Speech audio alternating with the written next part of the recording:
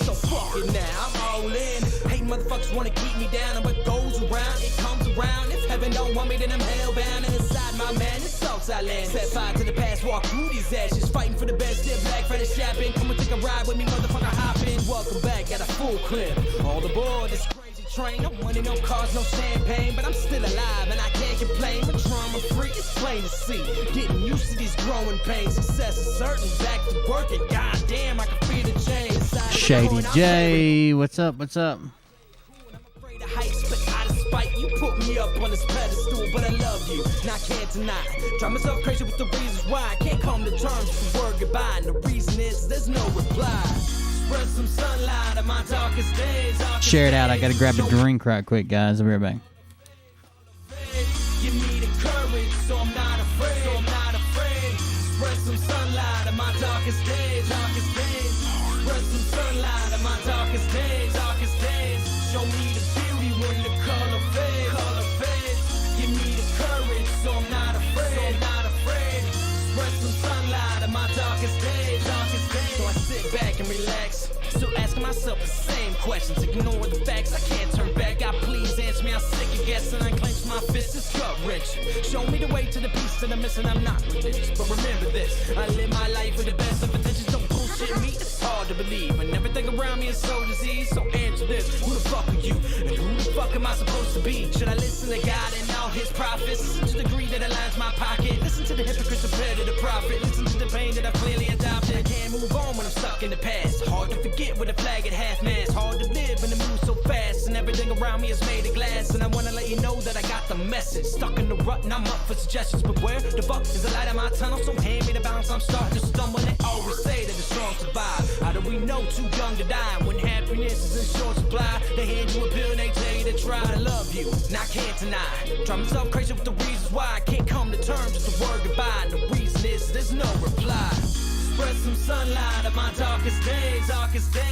Show me the beauty when the color fades. Give me the courage, so I'm not afraid. Spread some sunlight on my darkest days. Spread some sunlight on my darkest days. Show me the beauty when the color fades. Give me the courage, so I'm not afraid. Spread some sunlight on my darkest days.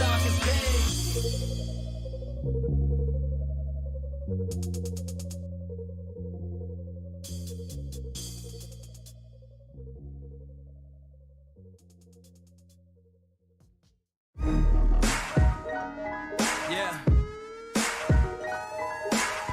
I want you to listen to me. Now pay attention. Welcome to my sideshow. Enjoy the free admission. The drama club isn't accepting submissions. Done with all that bullshit. This family's nothing to fuck with. Unless you really want it, then we'll add you to that hit list. Tried to prevent these events to such extent. I gave in, I was hell-bent, I still lost you in the end. I take 2 steps forward and I take 3 steps back. You can hear the contradiction, maybe I really am a psychopath. The meaning in life, it's not a secret that you keep. It's days and weeks of feeling weak, no sleeping and repeat. Lose your mind and then you find it and get buried underneath the happiness, the pain, and you be getting no relief. What the fuck am I saying? All you faggots paying attention. God blessed you with ears, but you idiots never listen. I guess in what I'm saying, since there is no comprehension, my bleeding heart fell apart, let it be your intervention. Lean back, come on, get relaxed. Take another hit, headed for a relapse. Lose your mind with me. Lose your mind with me. Lean back, come on, get relaxed. Take another hit. Hey, what's up? Lose your mind with me. Lose your mind with me. I sit back and I reflect and I think about the past. It's set in stone, I have to view it through the glass. Made a lot of mistakes, I'm learning to adapt. I sit alone and overanalyze the aftermath. No straight and narrow, always seeking out a shortcut. And in the further back, see me playing catch up in the days of sit and wonder. Are my days really numbered? Shit, I don't know, but I ain't getting any younger. Not made up, but I made up. I suggested you just keep it zip. Had to lose my brother to learn the value of relationships. I can't forget, I take myself a little trip down memory lane. It's as real as it gets. Sometimes I scare myself from what I really might do. I keep telling you, I've got a couple screws loose, but you refuse to believe the things that I say to you. Thanks for joining us tonight, everybody. Welcome. Lean back, come on, get relaxed. Take another hit, headed for a relapse. Lose Lose your mind with me. Lose your mind with me. Lean back, come on, get relaxed. Take another hit, headed for a relapse. Lose your mind with me. Lose your mind with me. I am back, I am better than ever. I survived a little storm and kept my own shit together. But inside my desperation, I was seeking desperate measures. There's a change up in the season, and I'm just a little weathered. There's a thin line between happiness and misery. Pursue the truth, life is not a fucking mystery. Get a clue, common sense is not your enemy. I was just like you, concerned with just the victory. I used to be a hothead, got a firm grip on my temper. I'm on that next level, balanced and I'm centered. Pain is dangerous, it seems to be my motivator. I'm the type to shoot first and ask the questions later. Can't tell me nothing, this motherfucker knows I tried. I see him messing. Happy 4th of July, everybody. Welcome. So fire up that cigarette, pour a shot that multiplies. Lean back, come on, get relaxed. Take another hit, headed for a relapse. Lose your mind with me. Lose your mind with me. Lean back, come on, get relaxed. Take another hit, headed for a relapse. What's up? Lose your mind with me. Lose your mind with me.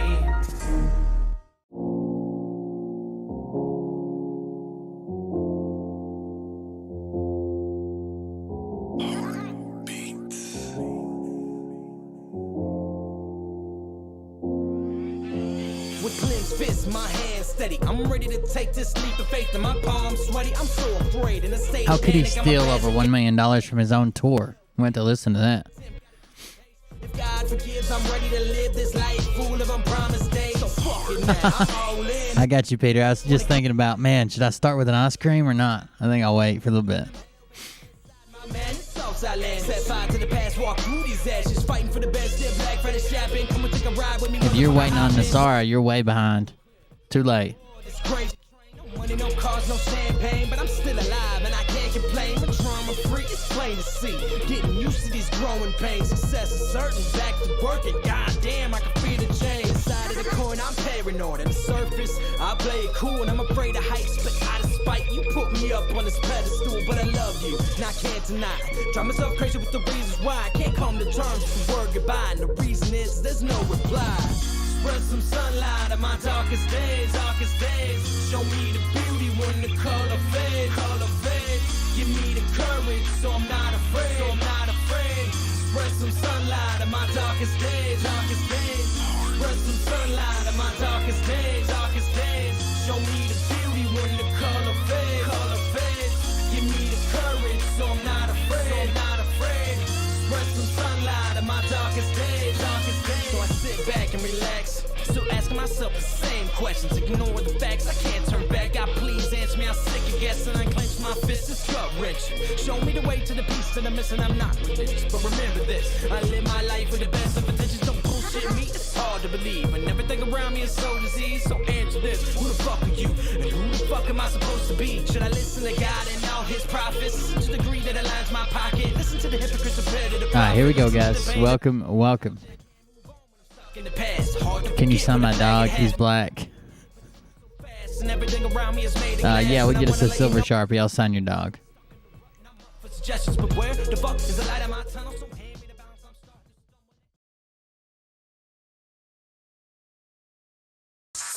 You better buckle up, cause you ain't seen none yet. Here we go, I think I started some shit. Piss them off, it's about to get lit. Get the place in them bets, you know that stage is set. You better buckle up, cause you ain't seen none yet. You don't have those guts, cause you're a pussy. You're a pussy wearing aviator glasses in your mother's basement, and I won't even give out your... That's right, Rory. Get the forklift out.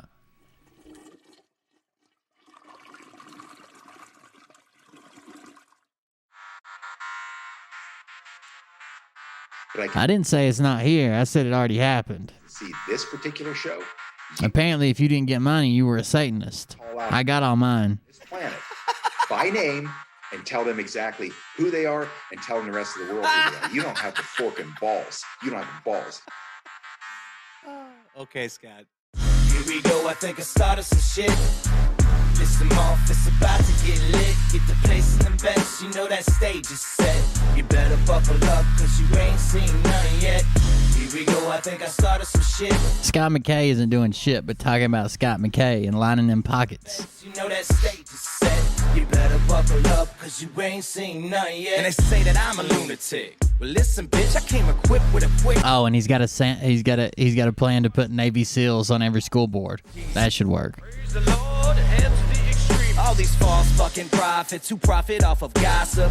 Worshipping drums, cocking, begging for a throat deposit. Swinging fucking meat hammers like fool in a thong. He's strapped to the shaft, eating his chest like in King Kong. Starving for attention, I'ma make your gut burst. I'll be your huckleberry, I can quench that thirst.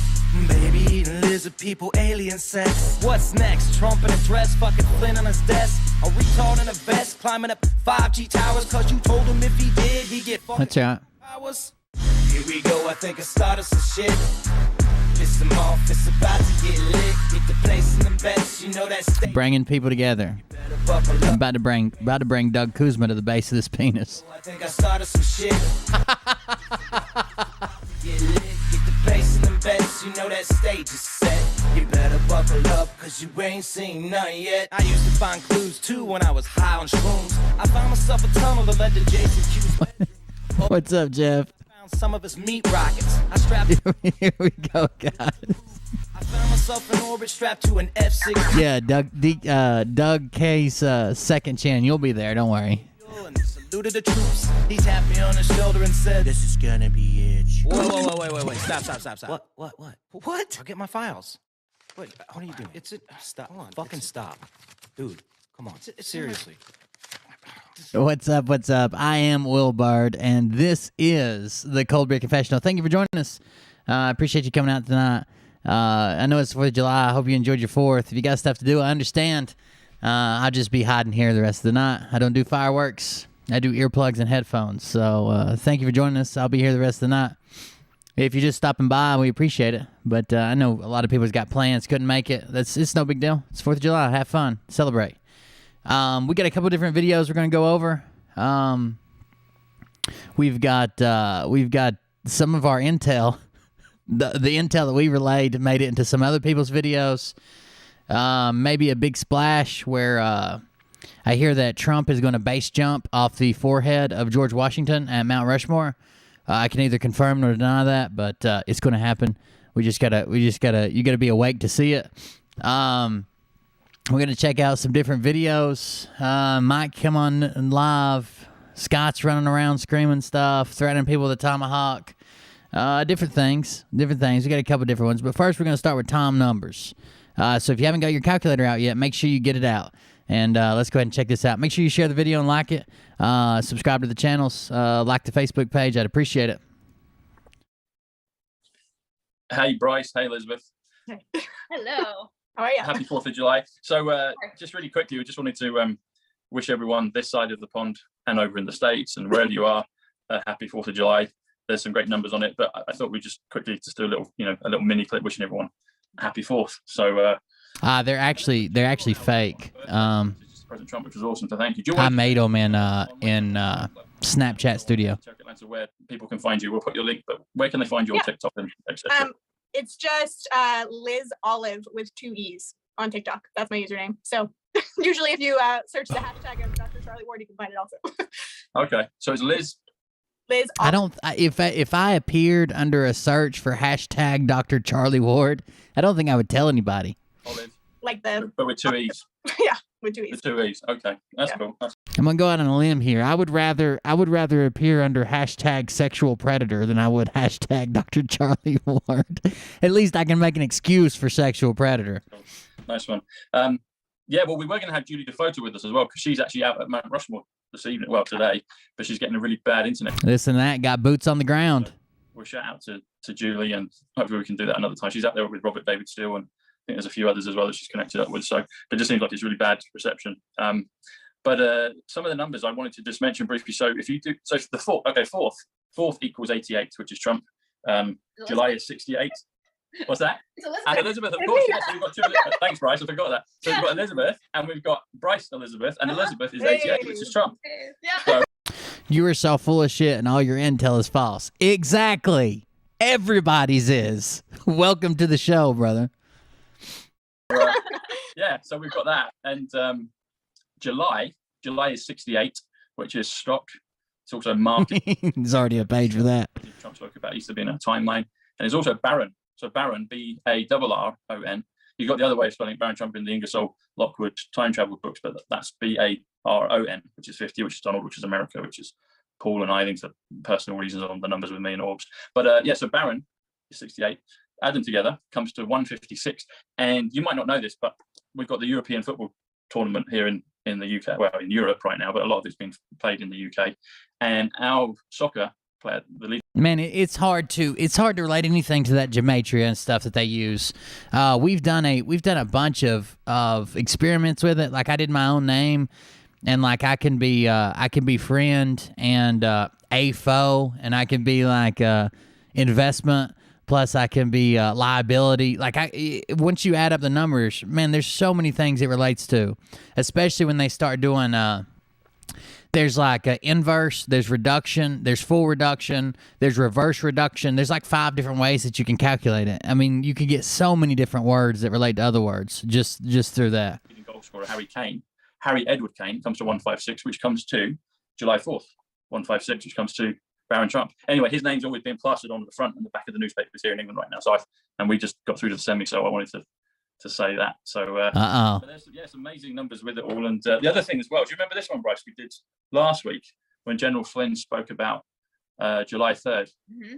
So Bryce caught General Flynn doing a Trumpology misspeak, either deliberately or unconsciously, and he talked about the election, and he said instead of saying November 3rd, he said July 3rd. When Bryce caught it, she was like, so we did the numbers on that. Oh, by the way, what was that guy's name? Steven something? The guy, the Facebook troll guy.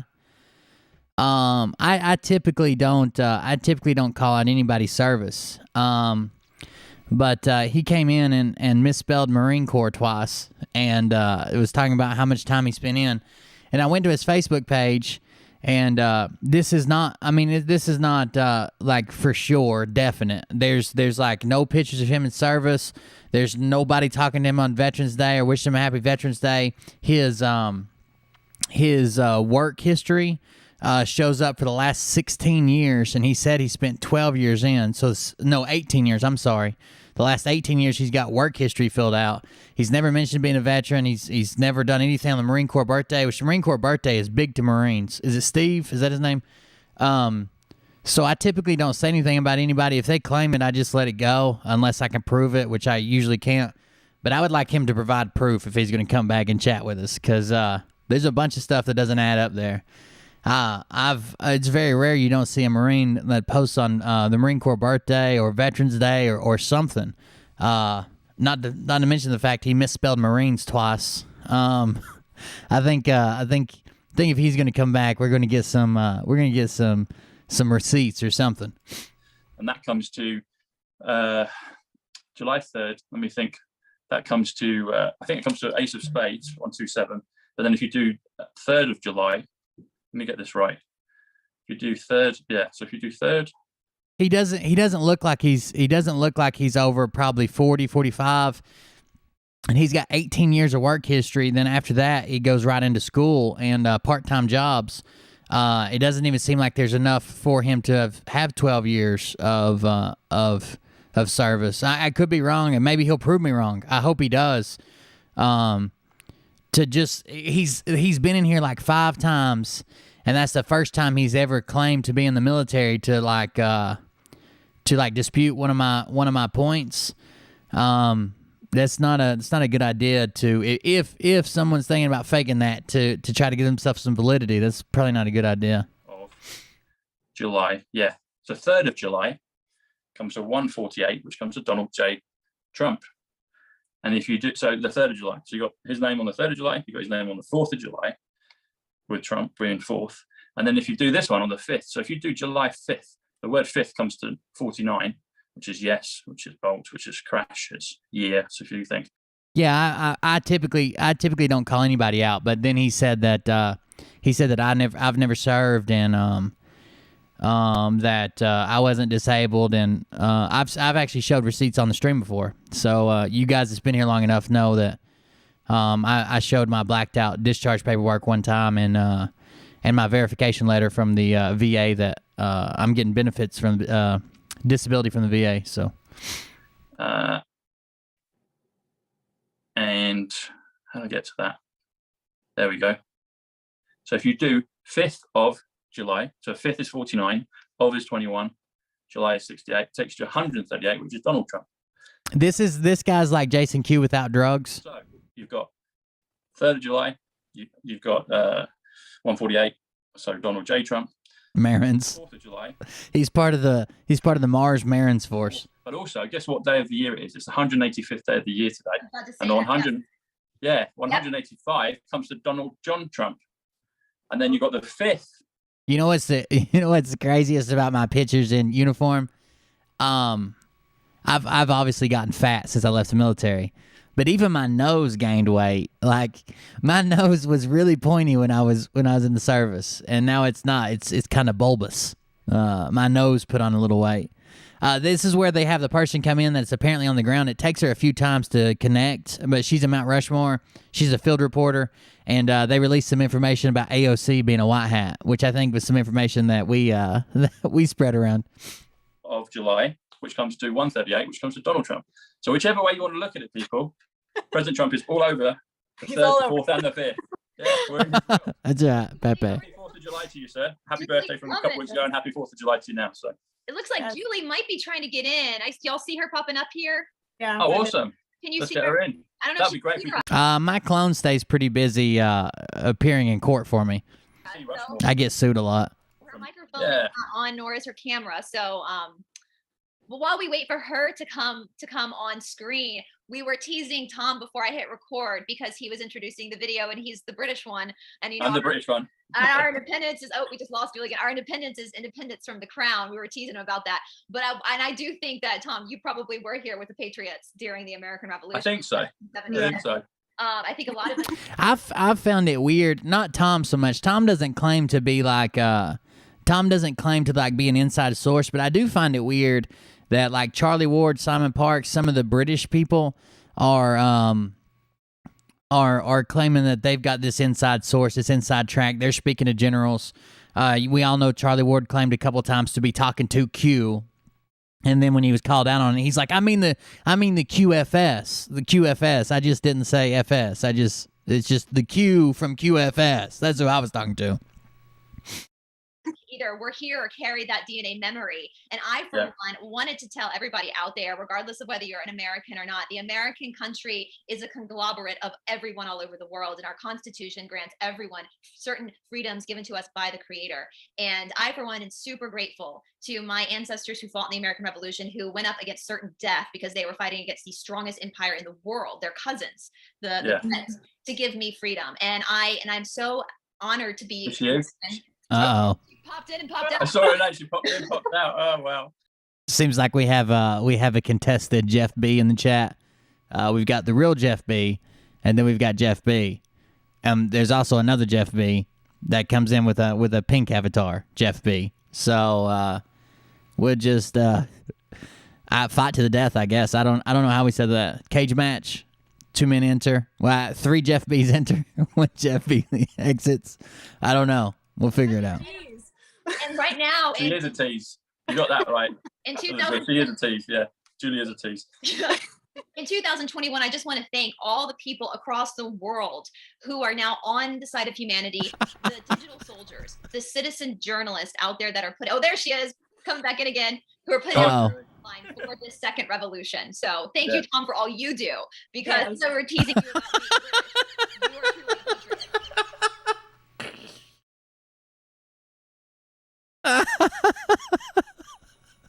And we thank you. There she is. Uh-oh. Thank you, Bryce. There she Oh, is. she's her unmute. She's muted. Let's see. Oh. I just asked. Oh, her. also, while Julie's coming in, also last night at the beginning of President Trump's speech, Elizabeth and Bryce Elizabeth, I'll call you for today. President Trump, he said he emphasized. That's what I'm screaming, discernment files. No one ever impersonates me. Always a bride, always a bridesmaid, never a bride. Comes to water, comes to my first name, Thomas. But you add 17 plus 76, it comes to 93, which is Flotus, which is kingship, which is Nazareth, which is also Bushnell. So I'm quite happy about that one. And then President Trump made reference to it being 245. Hey, whoever the real Jeff B is, I think that the real Jeff B should raise his camera angle up when he's doing his interviews. There's a tip. That's free. It's on the house. 5 years ago. Yeah. 245 comes to Thomas Sidney Bushnell. It also comes to Pure Love of Christ. And it also comes to Christopher Columbus. So when you're saying, Bryce, maybe, I feel like a bit like Christopher Columbus because I'm here and I want to get back over to America. So, 1492, Columbus saw the ocean blue. I think every Someone said in live chat, and it was their first. They hadn't seen you before, Jeff. Whoever the real one is. Someone said when they saw that downward camera angle, they said, "Who is this kid on the top bunk? Isn't it past his bedtime?" And I haven't been able to let it go since then. You kid learn that. There you go. First thing I think of. There you go. But yeah, 245 years ago, Mm-hmm. So it's cool. It's very cool. There she is. Finally, Hi, everybody. Happy Hello. 4th. Yes, happy Freedom Day. Woo! There you Can go. you hear me okay? We can hear you great, Julie D. Okay. Can you show us the mount? Can you show us the mount? Is it there? It's there, but I'm on the back side of it. Yeah, Liberty is too. They're in the same place Liberty is. What's the name of that town? Which you'll say in a minute. But the same place Liberty's at. He did a live on the chat or on the street, and I thought he was going to attack someone speaking Spanish, but luckily he backed down. I'm actually in Keystone. We're at the community center in City Hall, and so we're on the back side. Thank you for his service, Patty. And Okay. it's been one of these hurry up and wait to find out where you're going to be. And that's what happened today. So we knew we were going to be at the bottom of the mountain. We just didn't realize it was going to be on the Keystone side. But they just finished. Yeah, they're in Keystone. So everybody's at Keystone, which is on the back side of the mountain. Liberty said he took a helicopter ride, or him and some people took a helicopter ride up across the face of Mount Rushmore. That would actually be pretty cool. I didn't know they did that. I guess I could have guessed it, but I've been to Rushmore. I've seen Mount Rushmore, but a helicopter ride would be cool. Cowboy church at 8:00 this morning. It was under the trees and it was nice and shady. It was beautiful. So I don't know if you guys realize I have joined the Arise tour as their massage therapist. Yeah. So I've got my massage chair. Yep, you heard that. She joined the Arise tour. Arise tour, which is RDS's tour. She is the official massage therapist of the tour. As if it couldn't get more, on your fancy bus in your fancy hotels, making a shit ton of money on a $5 million tour, paying your tour manager $20,000 a month. You had to get a massage therapist? Cowboy church at 8:00 this morning. It was under the trees and it was nice and shady. It was beautiful. So I don't know if you guys realize I have joined the Arise tour as their massage therapist. Yeah. As the official massage therapist of the Arise tour. She's already serviced several of them. God, as if the prostitution jokes aren't strong enough yet. So I've got my massage chair right here. I also brought my massage table, and so I'm going to be working on staff. I'll come over. I'll be over with you in a minute. I could do with one. You better get over here, brother. Hurry up. So today I was actually working on people. You can sort of hear some bikers coming by me right now. I just want to give you guys a little show. That's what RDS meant when he said there would be a surprise happy ending at Mount Rushmore. Everybody thought he was talking about Trump. He wasn't. He was just talking about the announcement of the official massage therapist. Of where we were today. So I got to meet Mustang Medic. Mustang Medic. Okay, cool. Mustang Medic out of DC usually, but he's here. And then I also got to meet Abraham Lincoln. I wonder if when do you think when RDS strips down naked to get his official tour massage, he brings that fucking pig with him and makes it get a massage too? Lincoln. The big bat. This has been an amazing day 1, 2, so 3. far. What's that? Oh, when you said Eric Trump, when you said here- Abraham Lincoln, I was like, oh, did you meet Eric Trump? 1, 2, 3. Yeah. Oh, cool. So And you're here neck of we the woods, are. Missouri. Oh, well, that's where I came from. So that stands to Yeah. reason. Yeah. So this is just the stage is set up over here. We're in between shows or programs, Okay. I guess they're calling them. So where's the we had backside of the 8 o'clock this mountain? That's right. Now we know why we called it the Arise Tour, because Erection Tour was already taken. morning with the, Can you show the backside of the mountain? yeah, I think so. Hold on a second. Can we show the back of the mountain? Yeah, it's just point at any fucking mountain, like he's going to be able to identify it. Just grab any of them. One moment, please. So Mustang Nick, Kevin Jones, Trent Luce, Robert David Steele spoke. It's been awesome. Let me see if I can see it. Show you guys. Can you see it there? Oh, yeah, I can see it. That could be any place in the U.S. Can you see this? Can you see this raised elevation behind me? There's some trees and whatnot. You see that? That's the back of Mount Rushmore. Okay. So yeah, so right now I'm actually on the backside of the Keystone Community Center and the backside of Fuck. We are now live with the official massage therapist of the Erection Tour. Mount Rushmore, which we totally saw yesterday. It was incredible. We have 2 programs today. Like I said, the next one's not going to be. Have you all heard the joke about? I'm sure you have the what is the scientific name for Viagra or whatever? Until 6 o'clock. So I imagine at the end of that, we're going to have some sort of light show or something. I'm not for sure what we're doing. So yeah. Is there it's anything been happening tomorrow? Someone, Kathy told me that there might be President Trump speaking, but I hadn't heard it from anywhere else other than from her. Is that? Yeah, Have you heard that? Tomorrow we'll be in the capital of South Dakota, is my understanding. Okay. So, but I tell you what, guys. That's right, Sheila. the place My is cocks are just flopping. Fabulous. So many aware people, and just the hugs, Oh. love, the no face diapers. It's just been fantastic. RDS has been officially booted by his RDS. Mentioned moving to a constitutional county in Florida after the tour is over. Why would he just go back home? I think he's been kicked out by Mrs. RDS. I don't know.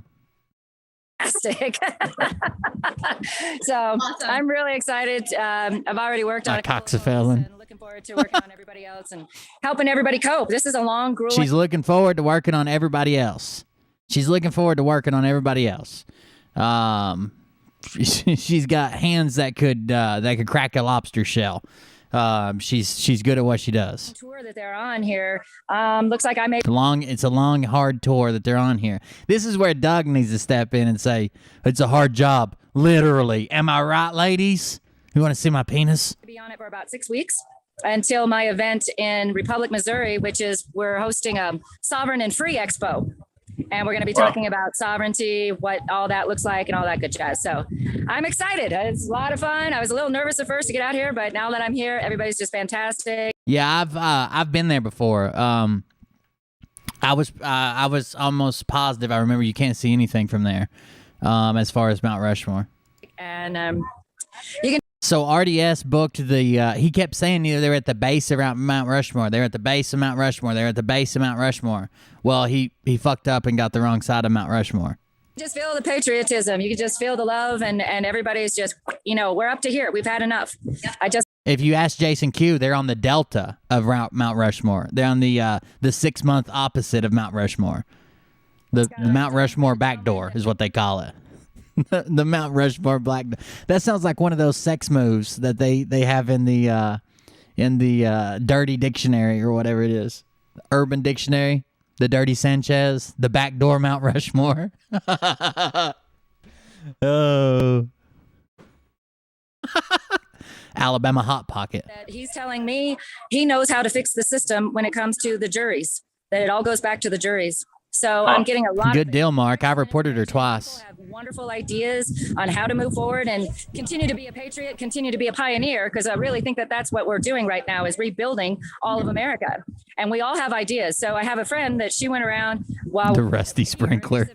and she got names and emails of folks and what their ideas are for potentially rebuilding America, humanitarian projects. What do we see? What's in your community? So that's what we're doing right now. And I'm really excited to get everybody more unified. I really feel like that's what we're needing right now with all of the censorship that's happening. We're just You can only find new information out about Nasara Gassara through astral projection. Astral projection. looking for that continued the only way. unification. So Awesome. it's a beautiful Independence Day. Woohoo! There you go. Taking it back, baby. We're taking it back. You know, you just said, Julie, you said your sovereign tour. Yeah, did I hear Yes. you right? So Yes. guess what?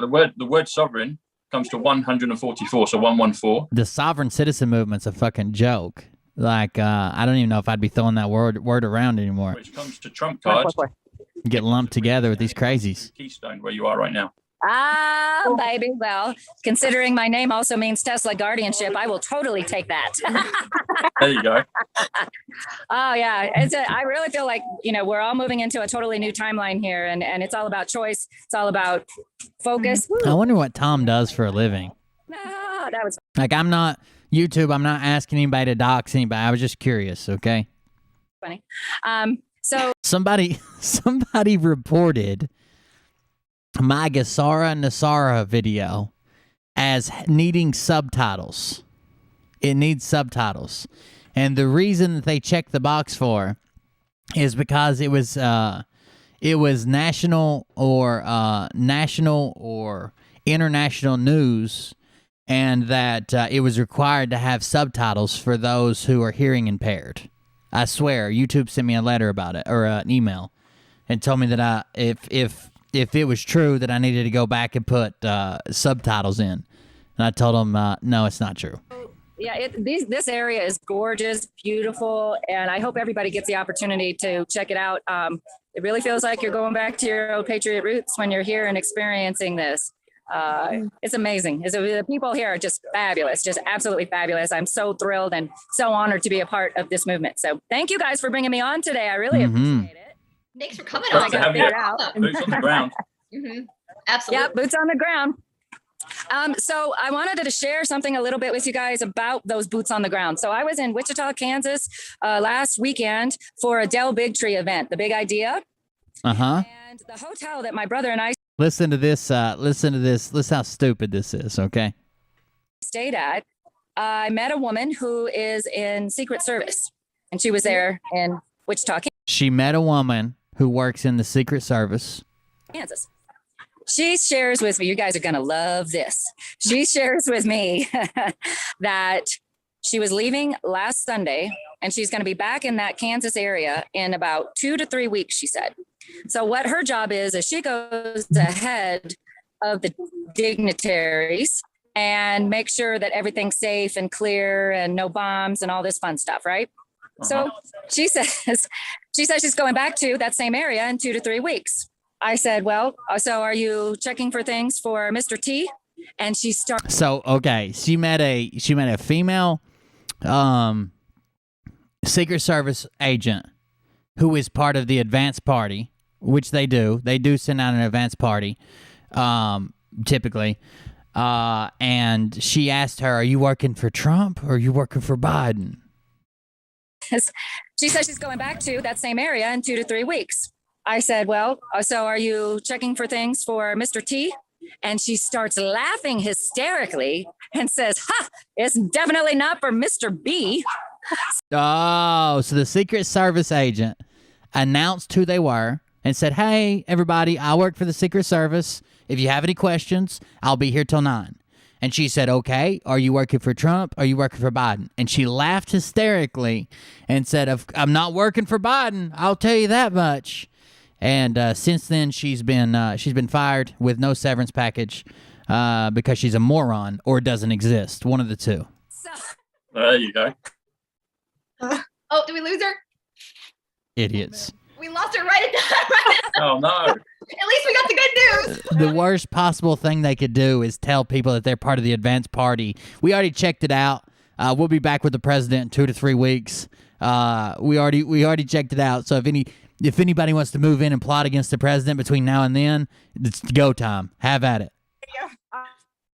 Oh, Do you know what she just said there, girls? So she just said Secret Service. Uh-huh. Secret is 70. Harry Kane footballer that I mentioned. Service comes to 81. Comes to Tower, comes to Tiffany, comes to Dollar. How gullible are people? How gullible are people? I mean, like, There's nobody in the Secret Service that's going to come out and just randomly talk to somebody at the fucking bar and be like, I'm part of the Secret Service. Like, that would be the worst Secret Service agent ever. Comes to cousin. It literally says secret in the name. If that's the way they were going to be, they would just call it the service. If you add those together, so 70 plus 81 comes to 151, which comes to Jesus Christ, it comes to Drain the Swamp, it comes to the Josiah reset, and it comes to Lady Diana Spencer. So that was pretty cool that Julie popped up with a Secret Service agent. So. Oh, and we totally lost her. That was awesome. We got that whole story in right before it got. Thank God it wasn't. Oh, okay. Secret cervix, and she's part of the transgesturing of people. I got you. I know, right. The unsecret service. I know. The tell everybody service provider. I text you, Tom. I think it was yesterday. I text you that the DOM. I'll leave it at that. The D in DOM. I put the D in DOM. Machine that they used in the competition. Yeah. Y'all know what I'm talking about? The big competition that happened in 2020. Oh, by the way, I'll drop the links if you want to support the channel. You guys know how to do it. There's Cult Club. The GoFundMe's going on.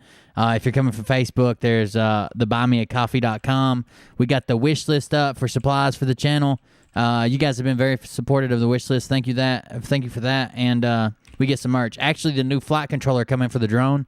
I was just soldering up the pins on it. They're all ready to go. No shorts, thank God. And we got our merch shop, cultclub.com/merch. Thank you for that. Lost its He has 2, Benjamin, and 2 plus 2 adds up to 4, and the delta of that is also 2 plus 1 minus 1 is 2, and 2 equals Trump returning on the 4th of July. I don't know if you missed that part. Say that way against Giuliani and Powell. Oh yes, I did see this. Yeah. So that means If you came here for intel, I don't know what the fuck. What channel have you been watching of mine? and I was telling Elizabeth, I heard on actually Nicholas Vidiaman's channel with a guest he had on that the Supreme Court is now like allowing, basically it's over. The competition that happened is going to be corrected, basically. There you go. The Supreme Court met in secret, and they've decided to reevaluate and reset the election. It's over. It's done for, folks. And we knew that anyway. But it's like go time now. Secret meetings. Go time. So it's go time. Do you know what Dominion comes to, Bryce? And go time equals 17. What? 3 2 2 3. Backwards, forwards. Do it backwards. Do it twice. 2 3 3 3 2 2 3. Skull and bones. Skull and bones. It comes to 93. So we spoke about that a little earlier. But 17 plus 76. Oh, that's right. Yes. Comes to 93. Yeah. So you've got all those. You know, that's the beauty of all of this. It's like the timelines and the reversal of everything. So numbers are out there, the meanings of words and letters and numbers are out there, but everything is being flipped. Everything is. So you just said is the end of it. President Trump emphasized yesterday in his speech, said 17, 76. You add them together, comes to 93 Dominion. So it's like, boom, done, out, Yes. you know. I heard on the same show, the guest said, you know, the old song from Prince, party like it's 1999. Well, soon we're going to be partying like it's 1776. There you go. There you go. So, and yeah, as I said earlier, this is not just about the United States. On this planet. You guys gotta chill out. You guys gotta chill out. Bucka. Is Tom Numbers wearing mascara? Yes, always. 24 hours a day, 7 days a week. You had it tattooed on. That way they couldn't rub it off when they put him in the concentration camp. Thank you for that. Thank you for that gift. I appreciate it. That deserve to be free and deserve to be sovereign and deserve to have good, happy lives and to be able to pursue the happiness that they want to pursue away from any. Is JFK coming back? If you just by asking that question, clearly you're not awake. JFK was Mike Lindell. JFK was Jesse Waters. JFK was in a painting. JFK Jr. was all of these people. He's John Durham. I don't know where you've been. Clearly, you're still looking through your eyes and not through your heart. It's a sad day in America. Any chains that bind them, whether they're actual chains or governmental chains. So Take back our dominion. yes, exactly. There you go. That's it. You have to have Dominion is a good thing, you know, but they took that name and then it's like, right, okay. And converted it. And and I know we're going to talk about this on Tuesday with Janine. I was just actually chatting with Janine. We found out that there are even more people in the Dems party that are actually white hats. Yep. Yeah, I just watched a video of hers. I forgot who she said. All right, here we go. Here's a little bit of intel that we leaked from Scott McKay's video that got no fucking views. Dems party that are actually white hats. Yep. Democratic Party, white hats. Who are they, I wonder? I forgot who she said. DOA? AOC. That's what it was. That DOA. Dead on Arrival? What the fuck? Who is DOA? It's AOC. You got your acronyms confused here.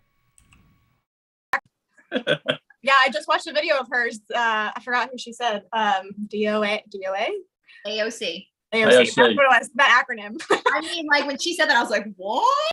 AOC is being played by JFK Jr. and is a white hat. Yeah. I was like, on the edge of my seat. More interesting. She's an ally. You know? Like, yeah, she's an ally. Check out all she's done for our country. How much she's helping us out here. who would have thunk it? So it's just getting good. Get your popcorn, get your fireworks ready, because I think that it's not just going to be tonight that we have fireworks here in this country. I think we're walking into some big ones, some celebratory booms that are going to be happening. So here we go, guys. All right. If you don't remember, 4th of July last year, same thing. JFK was coming out. Trump was going to announce that there wouldn't be another election and that he was taking over and that Antifa was shut down and blah, blah, blah. Same shit last 4th of July. It's like they're stuck on repeat. Groundhog Day. So we'll be seeing, so for guys watching from my channel, Tom and Elizabeth will be back with us on Tuesday for a very special round. It's actually DDOA, Dick Down on Arrival. Hey, Beer Man, Jen Craving the Truth brought you 4 6-packs. Thanks, Jen. Make sure to check out Jen's channel. I think she did a video today. Well, I heard a video today. I don't know if it was new or not, but I heard one of her videos today on autoplay. Table with Janine and Huna, right? Yes. So that's super exciting. We're going to have a super awesome roundtable on the 6th of July coming up. So awesome, guys. Well, there's anything else you guys want to say before we cut out? Just happy Freedom Day. What did you say, Elizabeth? I just said Happy Freedom Day. There you go. Happy Freedom Day. Yeah. Oh, she's coming back in. Now she's coming. Yeah, I know that, Michelle. JFK Jr. was on top of Mount Rushmore. It turns out he rented a plane to fly over Mount Rushmore to show everybody he was still alive. He had a banner behind it saying JFK Jr. is alive. He's not the best pilot. Crashed again, right on top of Mount Rushmore. And that's where he was stranded for 3 weeks before anybody knew he was up there. Luckily, they were able to get to him in time. Good white hats come and picked him up. Come back in. Is she back? She's back. Yeah, it looks like she's coming back in. Oh, I like her picture. Can you hear us? Can you? Oh, there she is.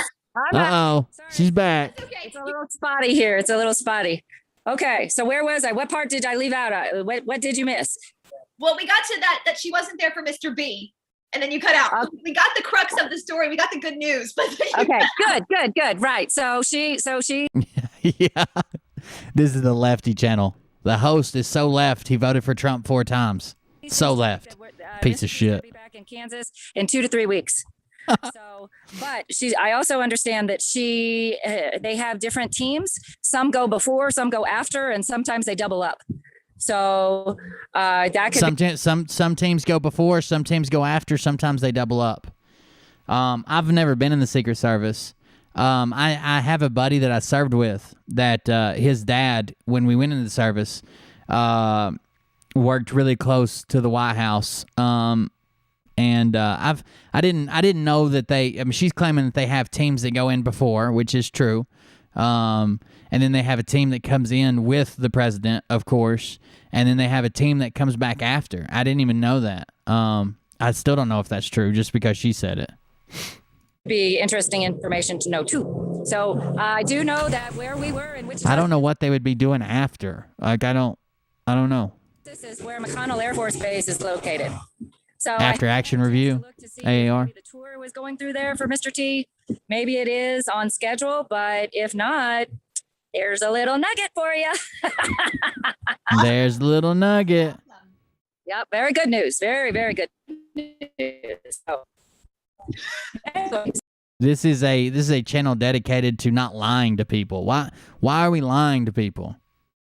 Why are we lying? Like, I know you don't want to believe it. I know you want something else to happen, but lying and pretending like it's not happening doesn't fix anything. We lost her again. I think I heard her say drop. I think I heard her drop the F-bomb. Can you hear me? Yeah.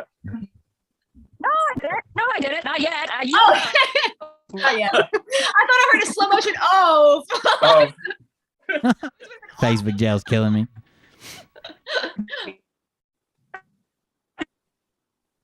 This narrative that it's all one, don't worry about it, none of it's real. Just until a couple weeks ago, the fucking channels were telling you that there was no crisis at the border, that it was all fake to show Joe Biden was a bad president and that the military was really in charge now. Now they're all in fucking panic, screaming, crisis at the border. Yeah, we could have been worried about that, a month and a half ago, but you were telling us that it was fake, remember? We're getting the popcorn, get the crackle. Thank you, Crushing Anxiety. You too. The McCracken. Yep, The there McCracken. you go. There you go. Yeah. So like I said, I don't know if you guys heard me, but actually I want to show it to you. I don't have it on right now, but I got this amazing Patriot jacket that, hold on, I have to put it on for you guys. Hold on. Lighting. It's Kinda like like- slow What kind motion. of view is this? Okay. Can you Oh, see that's it? awesome. Yes. Yes. oh wow! Look at you. There Hey, you go. hey, brother Tom, guess how much I paid for it? 70, 76. $22. Wow, You said follow the twos. That's what I've been doing. you have. Excellent. Good stuff, sister. Yeah, 22. yeah. There you go. Yeah. 22. I thought it would be like worth $60 or something, She's like, no, $22. I'll take Well, it. you know what? So, $22. So if you do 22, just the two twos plus dollars comes to 103, which comes to Princess. 103. oh, Of course. Princess Diana would be nice. There you go. And it comes to the rods of God. It's Mark's fault. I'm in jail. Oh no! Did you guys team up on somebody? Oh, Just use private funds to send National Guard to the Texas border. Dems are having a shit fit over that. Yeah, I heard Abbott talking about how they were starting a new. Maybe it wasn't Abbott. Maybe it was, I can't remember. Anyways, they were starting a new fund where they could use private funds for like the wall to continue to be built. They were accepting donations for land to use to build the wall. If you want to donate a portion of your land to be used to build the wall, and they were using private funds. And yeah, I mean, I would love to have a wall on the border, but we don't. Not a full wall. we're ready for Solomon. those. Definitely. We're ready Yeah. for those and the princess. She's Sorry, the- just Solomon. Yeah. Jack Kennedy comes to 103. Jack Kennedy comes to 103, Julie. Jack does. Really? Okay, Jack cool, Kennedy. cool. Jack Kennedy, yeah, 103. Nice. Jack Kennedy. So Awesome. Oh, holy shit. She heard you. Jack Kennedy. We got it. keep following those Yeah, two. so. Well, always. I'm always following your numbers, Tom. There you go. Good stuff, Sister D. Yeah, I mean, there's definitely a crisis at the border, and somebody needs to address it. It seems like the current administration is trying to kick it down the road and pretend like it's not. I mean, even if you believe that we should these people should be allowed in, even if I don't personally, like I think they ought to have to go through the legal route. But even if you believe that they should be allowed in when they show up, we still got to have some type of processing. They're out here in the fucking desert, starving to death, dehydrated, crossing illegally, wandering around. There's no telling how many people die in this trip. It's still a humanitarian disaster, even if you don't believe it's a disaster for our country. Somebody needs to handle it. Yep. All right. So I think I'm going to go try to find some food. Like I Yeah. said, we've got another program we're doing in a few hours, and then we should have some light stuff happening. But I'll keep you guys tuned. If you want to come on the road with me a little bit, we can Yeah, we'll do some more. This has jump been in on fun. some It'll be Zoom. great to see you on the road. That'd be awesome. Let's Alex Jones, actually, believe it or not, a lot of people say, he's not like a real journalist, and he just peddles in conspiracies and theatrics and blah, blah, blah. Alex Jones was actually one of the first people to bust the story that they were storing all the miners, and now it looks like we've got records from where they're transporting miners all over the place on private jets that are being purchased, contracted through the federal government. He was one of the first people to show up at one of the places where they were holding them. outside and demand to be let in. So he busted that story. Yeah. Yeah. At least on a national level. We had people complaining about it and videotaping it and showing up there. But as far as getting it out on a national level where more people saw it, Alex Jones put it out there. Be I'm safe excited. out there. Have a happy 4th and be safe. And Thank you. You guys too.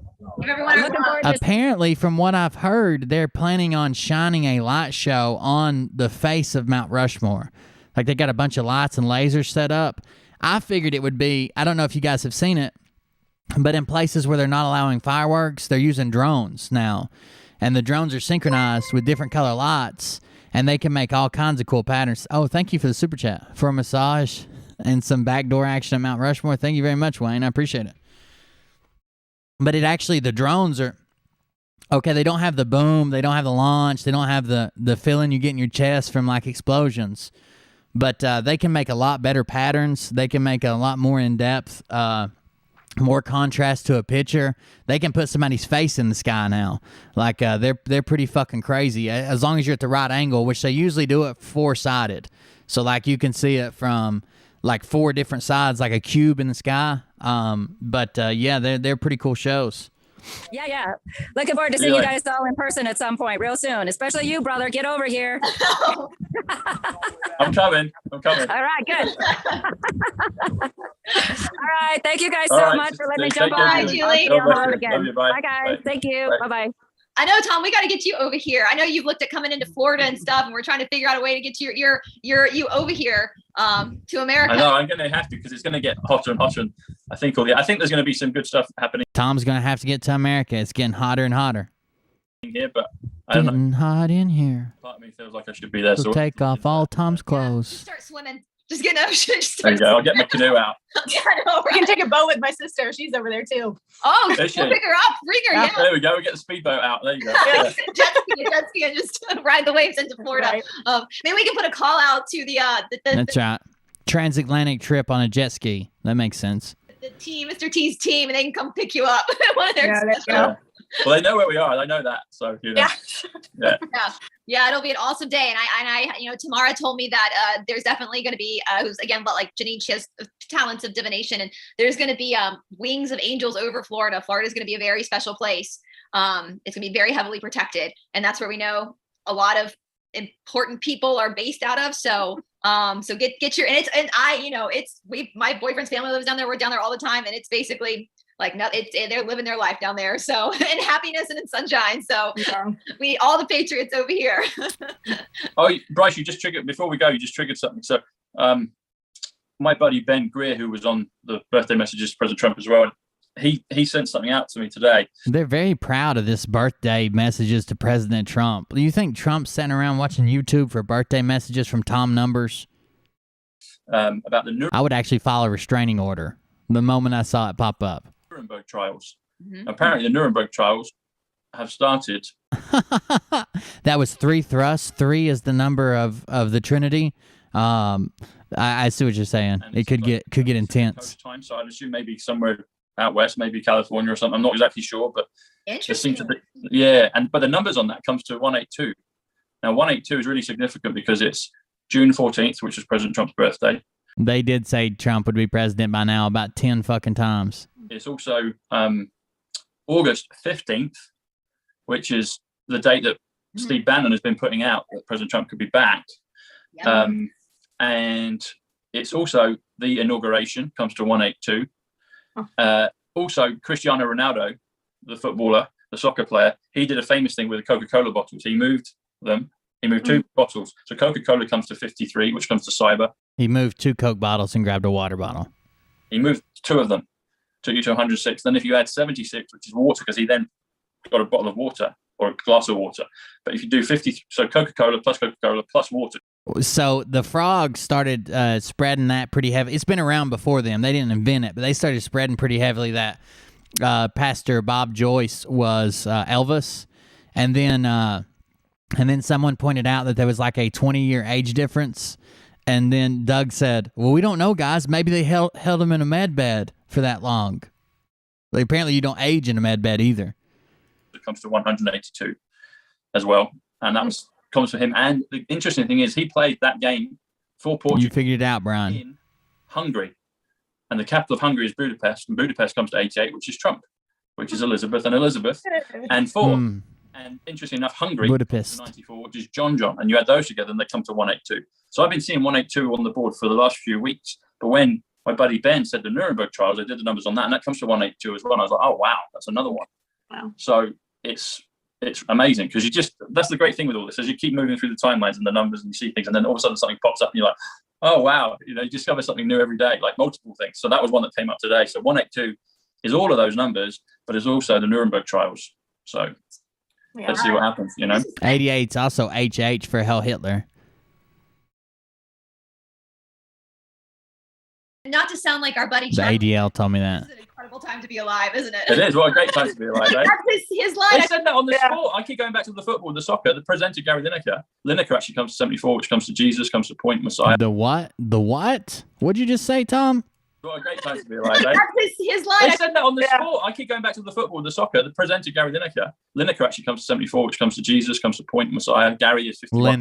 Lineker is what he said. Okay. Right, that being said, he's talked about it being a wonderful time. He said, what a great time to be alive. So everybody, whether you're directly in this or whether in your sports or where people are saying it and they're feeling, and then the references to Trump and storms in the sports is always happening. The commentators are talking about trumping or trumped, or storm, a storm coming, or the calm before the, all these kind of vernaculars and words in our community, in our movement, are coming up in the press, coming up on the television, in the sports and other things. So it's the space force, the Great Awakening, whatever's doing that with the numbers is filtering through everybody. It's happening, and nothing can stop. There you go. It's happening. Well, I want to point out too, because you said something super interesting to me, Tom, and I don't know if the Americans are aware of this, because we don't get a lot of news from like Europe.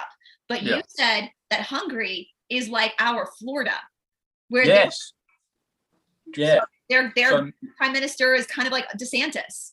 Yeah. Well, there's a clip. I can't remember the guy's name, but if you look up on YouTube, President Trump met the Hungarian prime minister, who I think he's been in charge for a long time. But you refer to him as kind of mini Trump or the Hungarian Trump. They say he's very, so they like each other.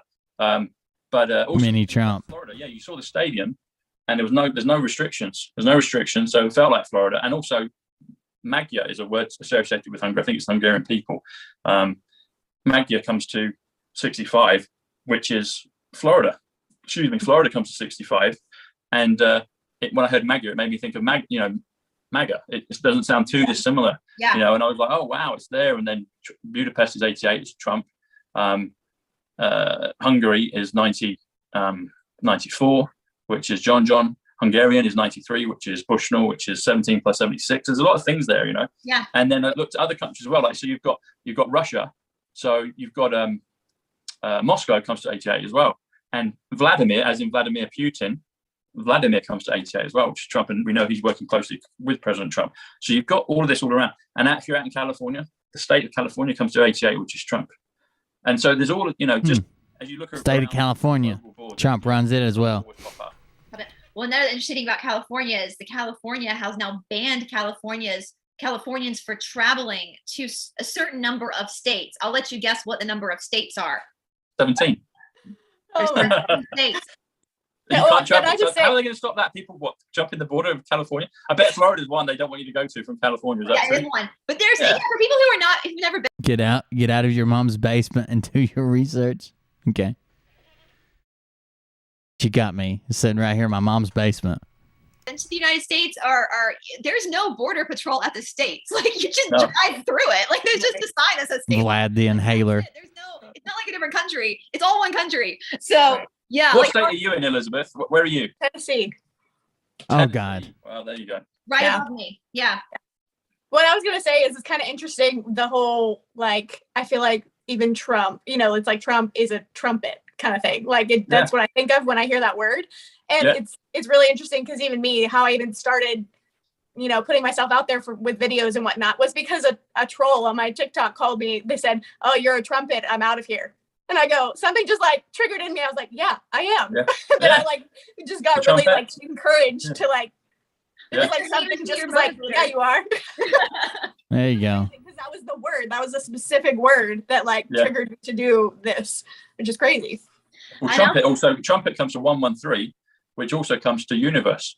And if you think of vibration, I agreed with you. Keep thinking what? In the universe is vibration, and in biblically, I know you know biblically. I agreed with you. I'm in my mother's basement. There's the trump of the last deep underground. Depending on which translation of the Bible you refer to, but the trump or the trumpet is there, and 7 trumpets, and if you add Melania, so 55 Melania, her value of her name comes to 55, which is heaven, which is sky, which is actually JFK Jr. So JFK Jr. is 55.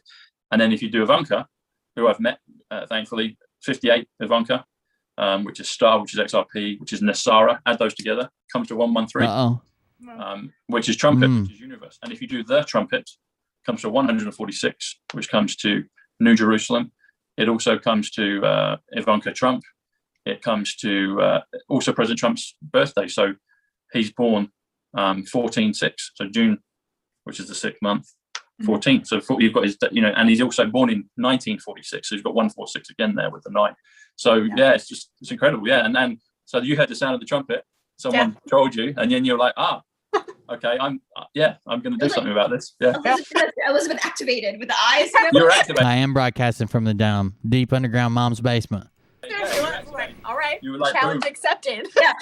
I'm activated now. So before we close out, I'm going to ask. So like when we did like cold beer, there was like 400 words we could relate it to. I could make it sound good. I could make it sound bad. I could make it sound friendly and righteous or evil. Like I could have picked whatever words I want to. That's the problem with Gematria as a whole. There's just too many things that you can relate it to. There's just too many. And they got confirmation bias. They're looking at all the positive things and none of the negative things. Ask you guys one question. Where do you guys see us July 4th, 2022? Where do you see the world this time next year? I want to see that. Well, I thought it was going to happen this time last year, but I think all the things that we're hoping for will have happened by then. I hope there is a chance maybe it will happen all in 2022. There is a chance of that, but I sincerely hope, and I feel, and even the numbers seem to point more to it this year. So I think everything will be flipped. Well, President Trump said it. He said it a few weeks ago. He said we're not going to wait till 2022 to get this election sorted out. He said it has to be this year. Yeah. So I take the president at his word, and it's like it's this year. It's this summer. I think it's between now and the end of September. Myself personally, that's what I believe. So I think we're all going to be a lot busier than we are now. Yeah, we'll be working for the administration officially. Yeah, we're doing it now, but we will be. Yeah, we won't have any code words on YouTube. I know, right? I was gonna say, unless this is not going to be a promise to everybody watching because we don't know what the future holds. We don't know what's going to be, but hopefully this time next year, for the next 4th of July, we can all film a video together in the same room. Oh yeah, there you go. That'd be great. Yeah, that's right. Everybody together filming. Finally. This time next year. Mount Rushmore. There you go. All together. Celebrating. There you go. All right. So let's put it out there to the universe that that's what we do. Yeah. Unless we're on an Yeah. off-world somewhere else and we've got to pop back, but part of our presence will be there. For them, for sure. Yep. Yeah. So we're gonna put that out there and hopefully that will happen. So Yeah. all right, guys. Well, I'll let y'all go and finish celebrating. I know it's late for you, Tom, but you go finish having your little celebration. And Elizabeth, you and you're an hour behind me, but you got your little boy. Yeah, tomorrow's Liam's birthday. By the way, thank you guys for everybody who sent a present, gift card for him to my email address. He'll love that. I haven't told him yet. I plan on giving them to him tomorrow for his birthday, and then he can thank you guys when he comes on the show tomorrow evening. We might actually just do a recorded video. I don't know how we got the party planned for him, what time it is, but I'll make sure he thanks all you guys. I appreciate that.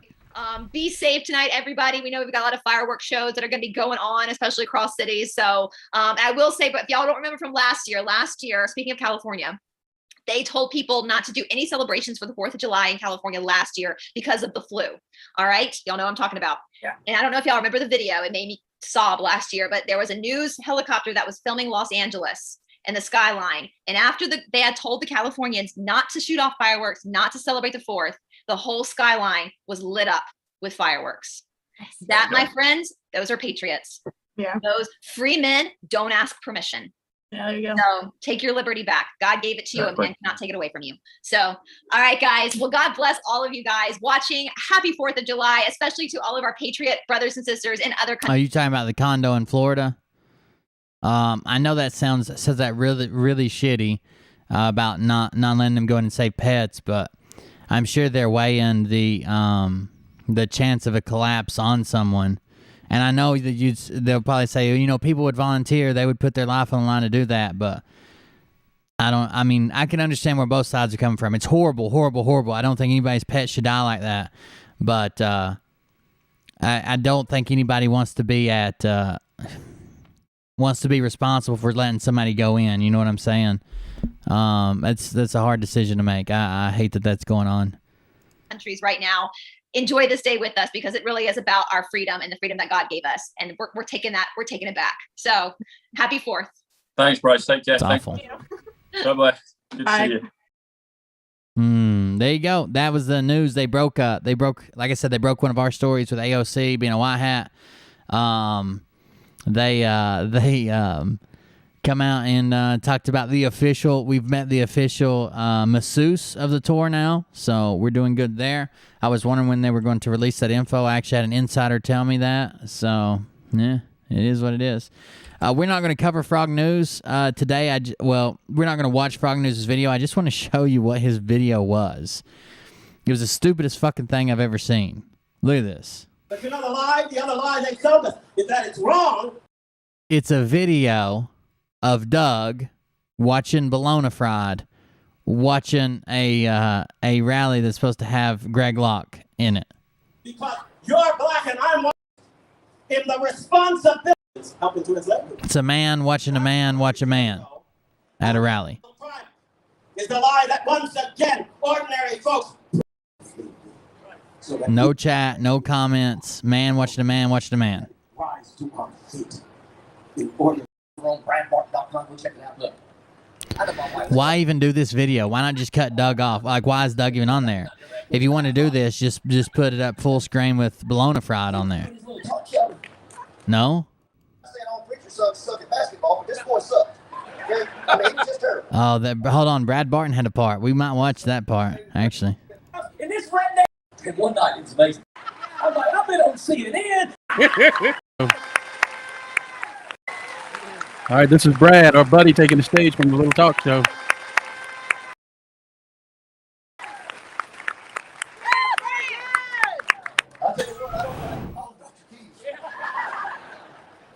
Hell, you can't even hear it. Hold on. Let's see if somebody else had it up. You can't even hear it. I was going to watch the Brad part, but I'm not going to watch it. You can't even fucking hear it. Bonafide in Nashville, my favorite actors and actresses. He might have it on his Telegram. Hold on, let me check.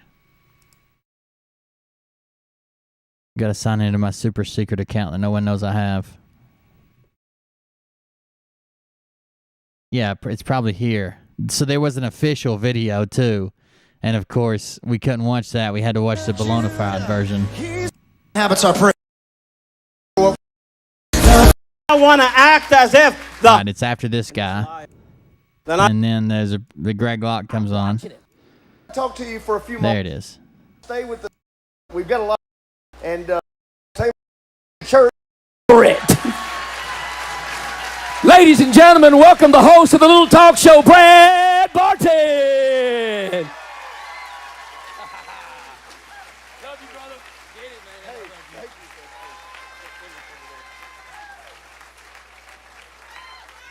So, I don't want to tell you that Brad is scared of me, but let's just say this. Brad blocked my Facebook account preemptively after I reached out and told him that I could help him get his stream set up. He blocked my Facebook account. Not only that, but someone else named Will Bird from Arizona, I think, contacted me on Facebook. He sent me a friend request. I thought, this is weird. Why is he just wants to be friends because we got the same name?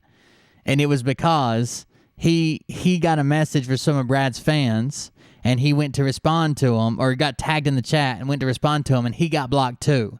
So I'm assuming Brad typed in my name into Facebook, and anybody with my name got blocked.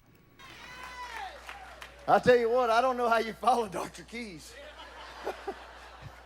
But I'm doing my own thing in my khaki shorts.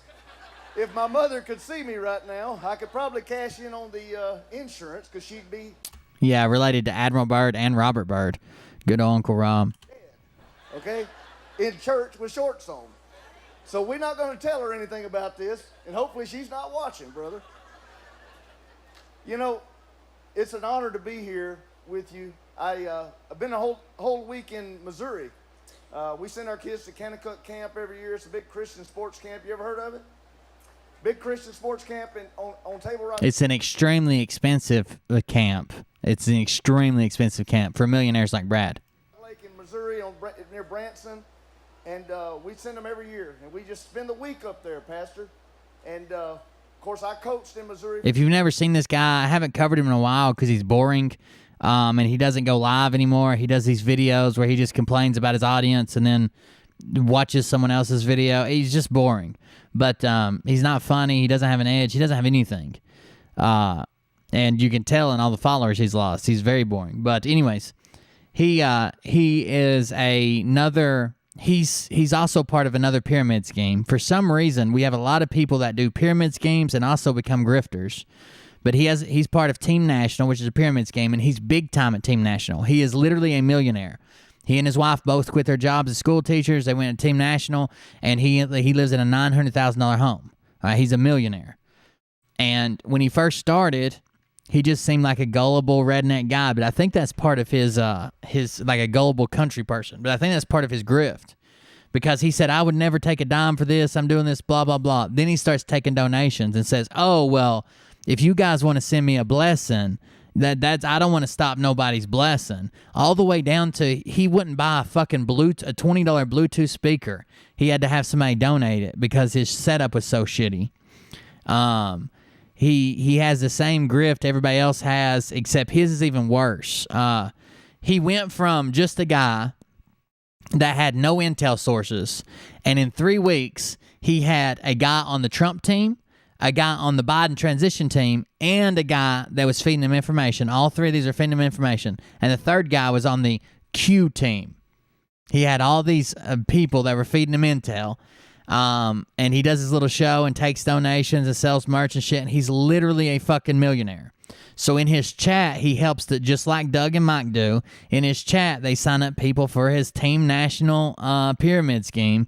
And that's what's making him rich. He's now selling satellite phones and merch and all his stupid shit. That's where we did the satellite phone show from. That's where I got my satellite phone.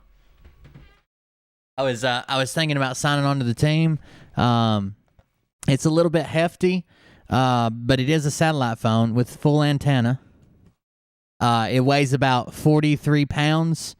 You really want to brace it with 2 arms. But then they found out that I was making fun of how big it was. They actually cut off my service, which I only had 3 minutes a month. That's the largest package they have. 3 minutes a month and 1 text. And what's weird is the 1 text has to be to Brad to sign up for Team National. Like, that's stupid. I don't want to use my 1 text to sign up every month with Brad. Come on now.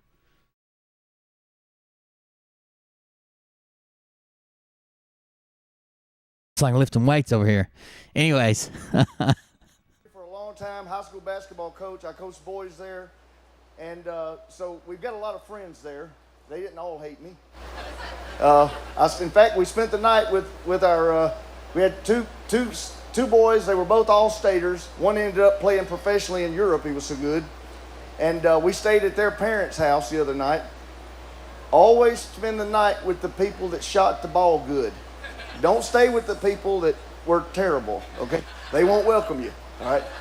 So anyway, but I got to speak at Doug Billings' conference there in Branson, and on the way back, Pastor Locke called and said, hey, can you come by here? And I said, that's right, Mullet. Sir, I'd be honored to. Now, hopefully I won't screw it up too much. Yeah, I do have a clip of Brad saying, everything I got, I stole from somebody, brother.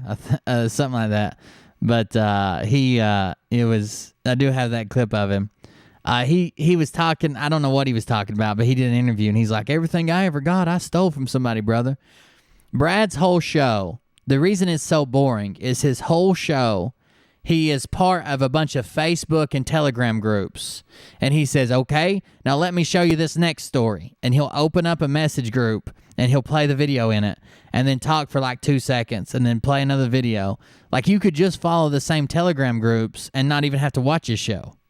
But people believe because he's kind of slow and gullible and country sounding that he would never lie to them. He's one of the biggest grifters there is out there, and he stays under the radar a lot of times. Right? But I want to talk to you for a few moments tonight on basically, God wants you on the floor. Yeah, he's from Chattanooga. There's a great movie that is my favorite movie of all time, being a basketball coach, and it's a movie called Hoosiers. How many of you ever seen that movie? Well, there's a point in there where old Strap, he was the preacher's son. Now, I'm not saying all preacher's sons suck at basketball, but this boy sucked, okay? I mean, he was just terrible, all right? He never played, ever. In fact, the coach told him in this game, I'm going to put you in because I had to, because somebody was injured. And he said, it's a playoff game. I mean, it was like the semifinals of state. And he said, I wish it would probably be better in a Bentley, because at least he's in a luxury car, enjoys luxury, and he could just be a car collector and love like cars. He's even more obnoxious than that. He drives a Hummer. do not shoot the ball unless you're under the basket all by yourself. An H1 Hummer. You don't dribble. No, H2. Don't pass, you don't do anything. Don't screw it up. So he said, I'm going to put you in. So they called timeout. They got in the huddle. He said, the coach said, gave him instructions, said, team, go. And he was still down there just like this. It just stayed there. And the coach comes over to him and he says, Strap, God wants you on the court now. So he gets up and he goes out there and he's throwing in hook shots. He's doing all kind of crazy stuff behind the back. I mean, and they just told him, don't shoot the ball. He's going nuts. And Dr. Keys, he's leading the team. I mean, and they called timeout and he said, good Lord, what has gotten into you? He said, it's the Lord. I can feel his strength. See?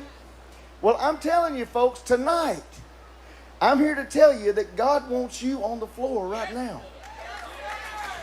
I think it's an H2 because it has like the niceties in it. The H3 is a small one. The H1 is almost just like a military Hummer. It didn't have a lot of the things. His has like leather seats and it's a nice. I think it's an H2, but still, it's just as big, just as obnoxious.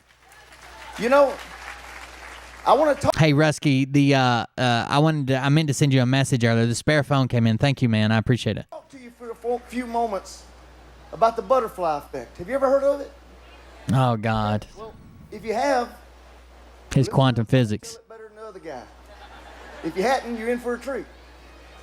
But my good buddy Andy Andrews. Yeah, he's Larry the Jesus guy. I got to speak on the same stage with Andy a while back, Pastor, at a business conference. But it's based on a doctoral thesis written in 1963 by a man named Edward Lorenz. He presented it to the New York Academy of Sciences, and basically the butterfly effect said a butterfly can flap his wings here in Mount Juliet, Tennessee, and this will push molecules, which will push other molecules, which will push other molecules. These are big words for me, but I learned them in school. And anyway, I did not see it. But by the way, our video actually went over 100,000 finally. I don't know if you guys saw that. I asked y'all to share it one more time because we were almost at 100,000. It's actually it's setting at 107,000 right now, and 1,000 in some comments. So that was good. That was a milestone. I don't believe we'll get to like 150 or 200, but still, it's nice. I don't know. You can't see them. We don't know what they are. But anyway, they say it's molecules, right? And then it went. All right, I'm not going to chase that rabbit. All right. Anyway, these molecules can push things, and then eventually it will cause a hurricane on the other side of the world. The dude was laughed out of the place. That is the stupidest thing I have ever heard, they said. That is impossible. It's ridiculous. But it was interesting. And it kind of hung around in urban legend and myth. And then in the 1990s, a group of physics professors proved that the butterfly effect was in fact accurate, viable, and it worked every single time.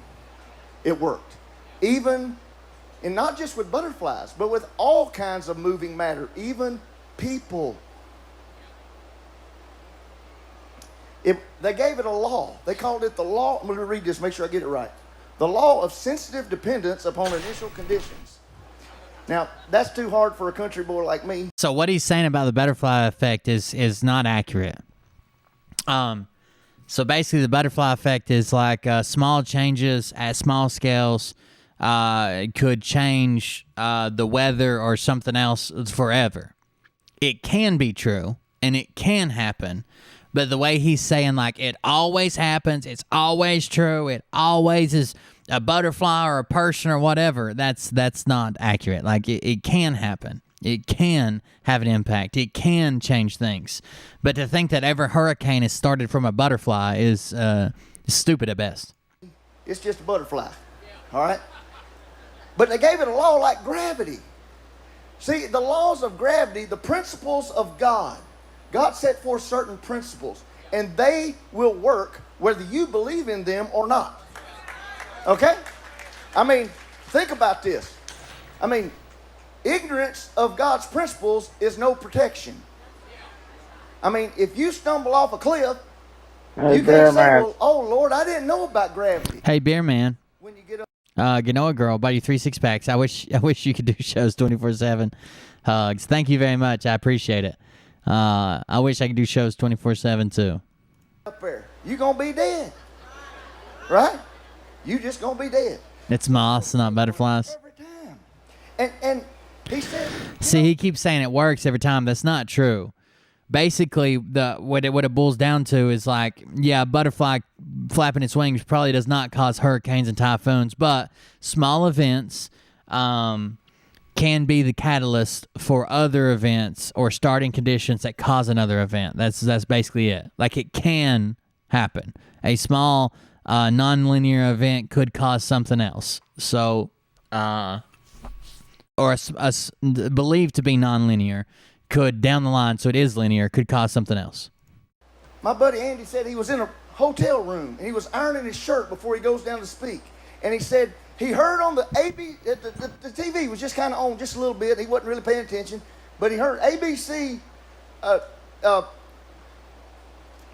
Senator, you look a little bit older than me, not a lot, but maybe a little bit. I bet you remember this. ABC News used to have the person of the week. Person of the week. Don't raise your hand. Show your age. Y'all all look young. Okay. He had the person of the week. And he said the person of the week for this day, whatever it was, is Norman Borlaug. And he said, what? Norman Borlaug? How many of you ever heard of Norman Borlaug? Raise your hand. Not a person in here. You ain't heard no butterfly effect. You just said you did. Lying in church. Okay. Norman Borlaug. He said Norman Borlaug won the Nobel Peace Prize. And he was the person of the week because he hybridized corn and wheat to grow in arid climates. And it was said that because of what Norman Borlaug did, he saved the lives of over 2 billion people from famine. This is, Brad just Googles shit, and he has no understanding of how it works or whatever, but it's okay because the people that listen to him have no understanding of anything else. So that's the way they go with it. Over the last however many decades, 2 billion people. That's right, Al Bundy. You got him. I got over here and I hollered at the TV and I said, no, it's not Norman Borlaug. It's Henry Wallace. Henry Wallace should be the person of the week, not Norman Borlaug. See, Henry Wallace was one of Roosevelt's vice presidents. Now, you might say, well, Truman was the vice president. Well, that's true, it was. But if you remember, Roosevelt ran 4 terms. He had 4 terms. He had 3 different vice presidents. One of them was a man named Henry Wallace, who was the Department of Secretary of the Agriculture Department. He became vice president, and he used the power of the vice presidency to establish a station in Mexico that hybridized corn and wheat for arid climates. And it was Henry Wallace who hired Norman Borlaug, a young man, to run it. So if you think about it, really, Henry Wallace was the one that saved the 2 billion people, right? No, because you could just go on forever with that. Well, no, it was actually the president. Well, no, it was actually his father. Well, no, it was actually that guy's father. Well, no, is this actually this one guy that introduced the grandfather to the grandmother? You could just go on forever with that. I mean, he's the one that did it, right? But why? Why, Brad? Why when a butterfly flaps its wings? Unless it was George Washington Carver. You remember him, right? The peanut guy? You learned about him?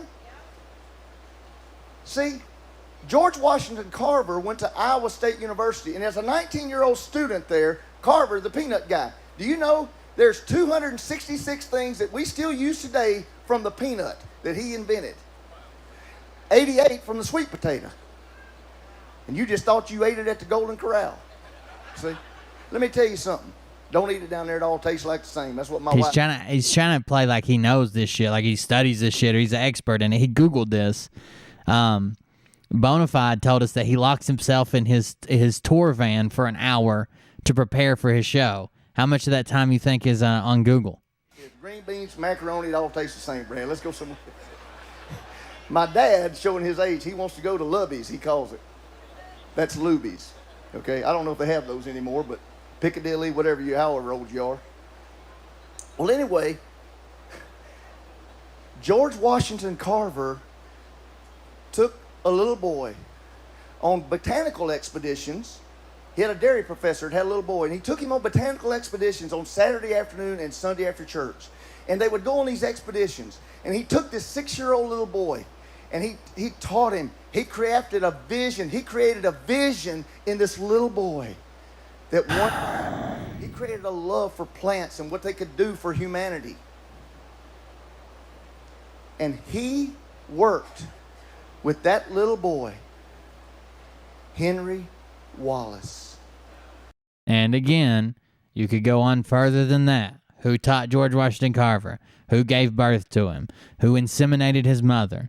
Who did he run into as a child? Who was his first school teacher? You can't just keep going on and on and on. That's the stupidest thing I've ever heard. You've got to give credit to the person who invented it. You're not going to give credit to their father or someone who told them about it or someone who got them interested in this. So if you think about it, maybe it was George Washington Carver that saved the 2 billion people, right? Maybe he should have been the person of the week. Unless it was the farmer in Missouri named Moses. There was a farmer in Missouri, in Diamond, Missouri. We used to play Diamond, Pastor. When I coached in Missouri, we used to kick their butt. They were pretty good, though. But it's a little bitty town. Mount Juliet would look like New York City compared to Diamond, brother. I promise. And there was a guy named Moses that lived there, and he owned a farm in Diamond, Missouri, southwest Missouri, over near Joplin, Springfield area. And he lived in a slave state, but he was not for slavery. He was against slavery. And this man, Moses, that was a problem for certain people at that time in our history. And there were some people called Quantrell's Raiders. Quantrell's Raiders were people that rode around on horseback with flour sacks on their head with the eyes cut out with torches. And they would come through and they would burn villages and anybody that was supporting or was not supporting slavery at the time. And they came through one night through Diamond, Missouri, and they burned the barn of Moses. And they took a lady named Mary Washington and they drug her off with them. And that little lady named Mary Washington refused to let go of her little son. Well, and they rode off into the night. Well, that didn't sit well with Moses and his wife because his wife, Susan, her best friend happened to be Mary Washington. And Mary Washington meant everything to their family. And so they put out word. I don't know how they did it. Oh, no. Your clone comes back with a frog t-shirt on. So Quantrell can't be good. Said, hey, we're going to make a deal. We're going to make a swap. We want the baby. So he traveled northwest into Kansas. 2 hours. This is out in Nashville, I think. On horseback.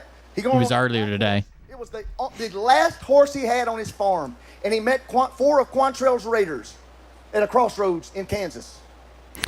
He's just trying to tell this whole story to say that anybody can have an effect, and you don't know what your effect will be 20 years down the road. So God wants you on the floor. Hours north, and it was there that they came on the flank with the torches and with the white hats, and he traded his last horse for a burlap sack that they threw him. And as he caught the sack, and inside was a little baby boy, barely alive, starving, freezing, and he pulled his coat out, and he pulled that baby up against his skin, and he walked that baby out of there. When he got back to Diamond, Missouri the next afternoon, him and his wife Susan pledged, they made a promise to God that they would care for this baby, that they would raise this baby to remember and honor. The Arise Freedom Tour official masseuse made it to Rushmore. That's the only person I've seen so far. His mother, because they knew she was dead. Mary was dead. And they said, we will give you our name, son. We're going to give you our name, and we're going to raise you in the nurture and admonition of the Lord, and you're going to honor your mother, and we're going to get you educated, and we're going to, see, and you know what that baby's name was? George. Little George Washington. RDS fucked up and actually got the campground on the backside of Mount Rushmore, where you can't even see the face of Mount Rushmore. So, little miscommunication there. So if you really think about it, Liberty Warriors on the back of Mount Rushmore too. Maybe it was the farmer from Diamond, Missouri that saved the 2 billion people. Unless, you see, Pastor Bob Joyce does not live in Graceland. What person at what time in history saved? Nobody lives in Graceland, bud. Everything. Nobody lives in Graceland. It's a tourist attraction. You do, friend, matters. I didn't say everything Pastor Locke does. I said everything you do, brother. I said everything you do, ma'am, in the red shirt back there. I said everything you do, ma'am, in the black shirt right there. Everything you do matters. Not just for you, not just for your family, not just for your hometown, but it matters for all of us. What you do matters for me. What you do matters for everybody in here and everybody in the United States of America and the world, forever and always. You see? She sold it to something called like the Elvis Presley Corporation or Elvis Presley Enterprises or whatever. And she sits on the board, blah blah blah. But it's owned by the corporation. It's like a 15-acre estate or some shit. But yeah, it's a tourist attraction. I'm gonna close with the best example I can give you. I don't know how long I got left, but okay, all right, good. I'm getting along pretty good. All right, I can tend to go long, Pastor. That's why I say you got to just give me the. The guy is not Elvis. His age is off by like 10 years, and he's not the same height. He's not Elvis. Hook, okay. Kevin and Dawn know, okay. You see, I can tell you. I can prove it to you. What you do matters. I can prove it to you right here with 100% proof. There was a gentleman that made a move 158 years ago, and because of the move this man made, you are sitting where you are today. I'm standing here today because of one move made by one man that you ain't probably ever heard of. There's a man named Joshua Chamberlain. You ever heard of him? Today. Good. You visiting to hear him. He was a 34-year-old school teacher from Maine, Bangor, Maine. At that time, he wasn't teaching school, though, Ty. He was a colonel in the in the Union Army. Now, he wasn't a colonel because he knew anything about I've been to Bangor, Maine. Military. He wasn't a colonel because he was good at fighting. He was a colonel because he's the first one from his hometown to show up and volunteer. I mean, that's really the way it happened back then. And I guess the next two guys that showed up, those were majors. They said, thank you, Lord, we got colonel and majors now. I mean, that's about what it was. But this guy, Joshua Chamberlain, was placed on a hillside 3/4 of the way up. And on July the 2nd, as Dr. Keyes was saying, on July the 2nd, 1863, he was placed 3/4 of the way up a hill. And he said, and his commanding officers told him, do not move from this spot. I don't care what happens. You forgot lieutenant colonels, by the way. You don't move. Light colonel or a full bird. Because here's the deal, son. He said, there's a line from your men. You've got 300 men here. Started out with 1,000 in Bangor, Maine a month earlier, down to 300. He said, you got 300 men here. And they are the left edge, the extreme left edge of a line of 80. Yeah, it goes second lieutenant, first lieutenant, captain, then major, then light colonel, then full bird colonel, then brigadier, major, lieutenant, and general. The brigadier general, major general, lieutenant general, general, and then general of the army. 1,000 men that reach all the way over to that little town over there called Gettysburg. Woo, it's getting... I don't know if that's the Holy Ghost or just, oh, man, that's good. Okay. Woo. Hey, I can feel it, too. It's probably a stroke. He said, no matter what you do, because if you give this ground up, the Confederates are going to come over the hill, and they're going to have the high ground, and they're going to overtake us and swarm down on us, and we will lose the battle. And let me tell you what happened. The first 3 times, the 15th and the 47th Alabama regiments went up the hill, and Chamberlain and his men knocked them back. On the 4th time they charged the hill, Chamberlain took a bullet right in the midsection. Boop. Fell down, realized it had hit his belt buckle. No lie. Hope he had one better than me. That's not a little one. Need one from Texas, you know. All right, need a big one. He right in the belt buckle. He fell down. He realized he wasn't killed. He jumped back up, kept fighting. The 5th time they charged, they finally overtook the wall. They had crossed over the wall. A musket ball in the belt buckle, I don't think would knock you to the ground. That they had built in front of them. They were fighting on both sides of the wall. It was bloody. It was terrible. It was guns. It was fist fighting. It was everything you could think of. And they finally somehow beat them back down the hill. But there was a little problem. His brother Tom come up to him and he said, Joshua, Colonel Chamberlain, we're down to 80 men. They've got 400 to 500 down there. We've got 80, and here's the big problem, sir. We're out of ammo. Ooh. What are we going to do? We got to sound the retreat, right? He said, no, Tom, we're not going to be retreating. Now, they had a brother Jeff. There was also a medic there. It's 3 brothers. Yeah, but when you say stuff like when you know, that just confirms our belief that we know that you're crazy. In fact, it's one of the most famous quotes. He's recorded telling Jeff, or telling Tom, to go tell Jeff to get down. This could prove to be a bad day for Mother. With all 3 of her sons here. Sergeant Tozier, the old crusty battle sergeant, come up and said, sir, shall I sound the retreat? He said, no, we will not be retreating, Sergeant. He said, sir, we're out of ammo. He said, well, gather it off of the dead and the wounded. He said, sir, we did that last time. We are out. You know, there's a story that most of you have never heard. Did you know that the very first few battles in the Civil War, the rebels won every battle because the Yankees... I heard he lives in Graceland. And this is no lie.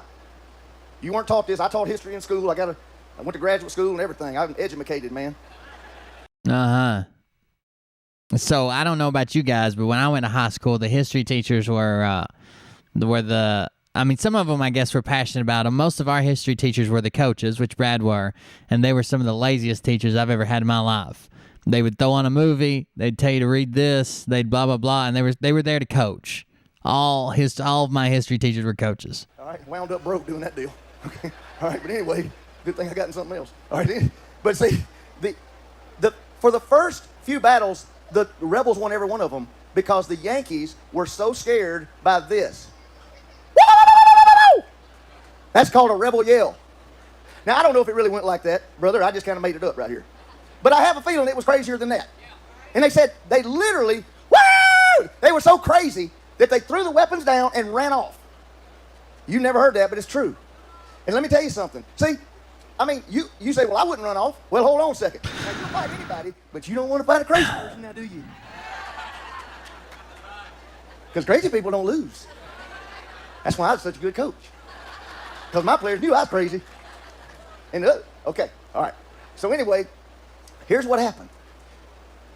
He said, sir, we've got to sound the retreat. He said, no, we're not going to do it. And Tom said, sir, do something. Say something. The little boy climbed a poplar tree. He looked out there and he said, hey, they're reforming. They're coming back. He said, for God's sake, do something. Make a move. And he said, fix bayonets. this fool's crazy. He's fixing to charge. He said, fix bayonets, I said. And you can hear them up and down the line going, the steel hitting the steel on their empty weapons. And he jumped before anybody could think of anything better. He jumped up on the wall and took his sword and yelled, charge! Get him! And they poured over the wall and into history. And what happened, those 80 men captured 400 of the enemy. Now, here's what I want you to understand. If the South would have won Gettysburg, and I got to be honest with you, I'm from the South, so this hurts to tell a little bit. But you know what? God always has a bigger plan, right? You see, if the South would have won the Battle of Gettysburg, it would have been over by summer. They said it was done. The South would have won, and I always thought we'd be the North and the South. You know, if the South would won, it'd be no big deal.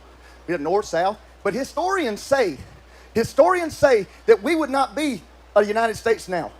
We would look more like Europe. Mexico would have a couple of states over there, nations, and Texas would be their own probably, and out northwest, and they'd have a couple of states, and we'd have some in the south, and it'd be a bunch of nations. And there would have been no nation on the face of the earth to stand against Hitler in the 1940s when he swept across Europe. There was not going to be a nation that could stand in the breach to protect the world. There was not going to be a nation that could withstand Hirohito as he systematically dismantled the South Pacific. There would not have been a nation. Come on, Brad. Get somewhere with this. Damn. Enough to win 2 wars on 2 fronts. Yeah, it's the latest Grifter conference. If it hadn't been It's Greg Locke's thing. Pastor Greg Locke, and he's crazy. made one move at one moment in time, 158 years ago, Friday, 2 days ago. And that's why we're sitting here today. This guy was Why? He's got the Linwood why. He wasn't George Washington. It's why we're sitting here today. And this is where I want to get to. And I know I got to close here, but I want to get to this real quick. Thank God. Close it up. Real quick. Friend, let me tell you something. How far forward could we go into the future to see what difference you will make in America? By the decisions. Ooh, that was a good one. 3 people clapped. I heard them. I didn't say tomorrow. I said today. Today. Like Pastor Johnny said, today. Somebody gonna meet the Lord up in here today. That's what Pastor Johnny said. That's a whole other story. I don't have time to get into Pastor Johnny tonight. All right? But let me tell you something. Today is the day. See, let me tell you something, friend. Today. People in here that are gonna touch lives, that are gonna make a decision. You've got things, every one of you. God wants you on the floor, on the court, on the battlefield, on the ice rink, whatever sport you play. Oh, here comes the invitation. Okay? Let me tell you something. Hey, God wants you on the court now. So this was just church, is all this was. Now. And let me tell you, you say, well, I'm not good at talking, Brad. I don't have a little talk show. Good. God bless you. You don't need one. Today, every day. Okay? We don't need no more Brads. That's my wife. We need you. God has put something inside you that He made you. You have greatness within you. And there's something you are good at that He's put in your heart. It may be hospitality. It may be organization. It may be, I don't know what it is. Run for mayor. It's something. But you know it. It's like Pastor said this morning. People come say, how do I know? This is the open. Every head bowed, every eye closed. Who here believes Trump won? See, and here's what I want to do as I close. Now, I've been clapped out before. I ain't never been musiced out. This is good. You got it going, brother. Okay, this is good. All right. But let me tell you something. Okay, you know, you clap out when the guy finally takes a breath. Even Brad knows they're playing the music. Get him to shut up. So he'll shut up and go. Okay, I'm musicking now. You see, I believe that there's some people right here tonight under this tent in Mount Juliet, Tennessee, that God's going to use in some kind of way. It may not be you. It may be. All right, that's all I can do. All right, moving along. That was Brad's thing. That was Doug's thing. Doug was just watching Brad. Doug was watching Bonafide watch the speakers and sat there silently for the entire show. We went on past this. And then, I don't know what we want to do now. Let's check out some Arise Freedom Tour stuff. So they've been updating their face or their Instagram. Let's see what they got. Oh, they deleted the one I just watched. Hey, Tony, did you see, were you here yesterday when we saw Scotty? He killed his motorcycle. He couldn't pull out. This was as close as they got to Mount Rushmore today. There it is, if you can't tell. That's it, way back there. Sorry, no, it's really high up. I don't know what to say.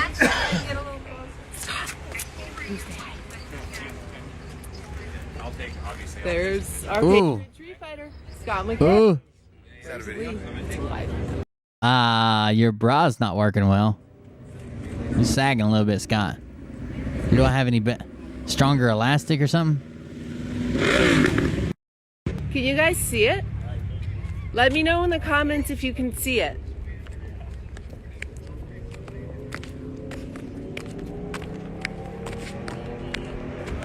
Scott waddling across. All right, you're gonna be the first to go. And fucking chaps, dude. Them chaps. There it is. Nope. You're not showing it. No, you're not showing it on video. It's actually over that way some. Scott McKay.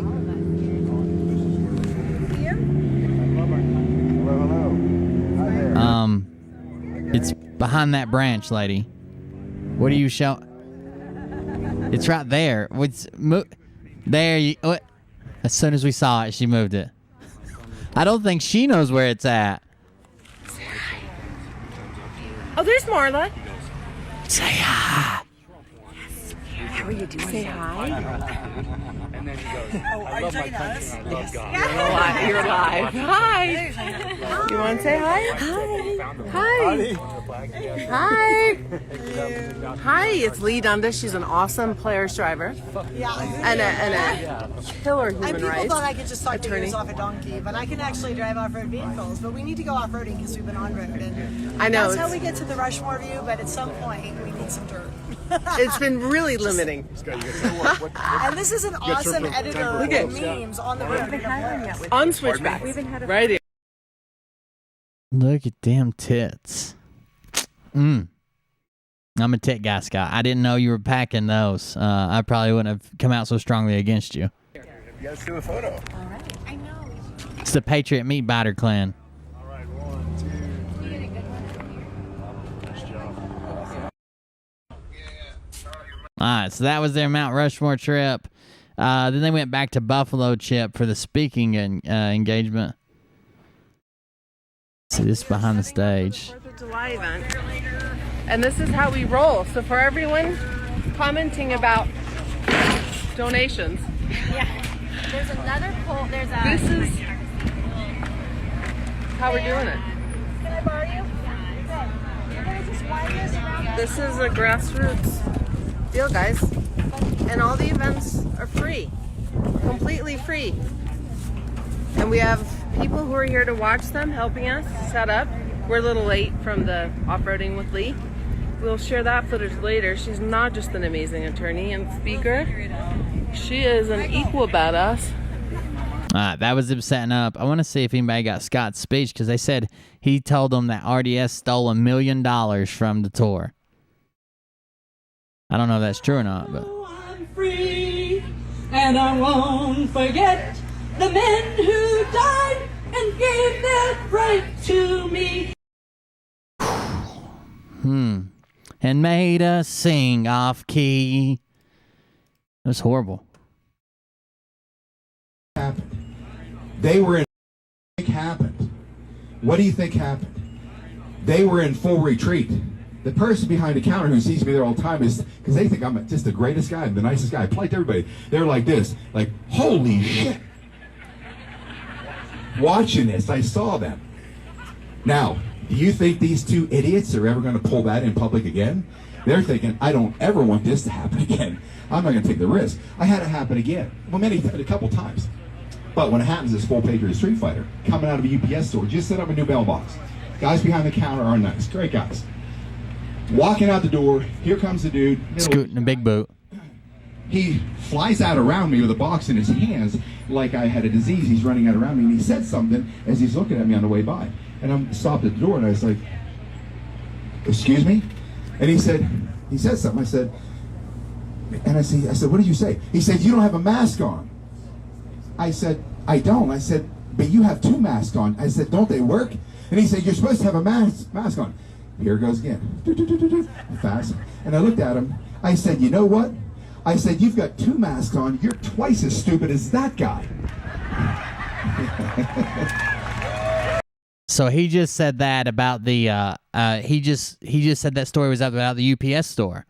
That's the same thing. That's the exact same thing that happened, and he said at the movie theater in Las Vegas. That's weird that the exact same scenario happened to him twice, or maybe he just lied and forgot which situation he was supposed to put it in. Shut him down. I shut him down, right? And I don't say it in a humorous way. When it comes Patriot Street Fighter, believe me, it's a throttle. So the two guys behind the counter, brand new, they're it's a I don't say it in a humorous way. When it comes Patriot Street Fighter, it's a throttle. Holy shit. They're watching me.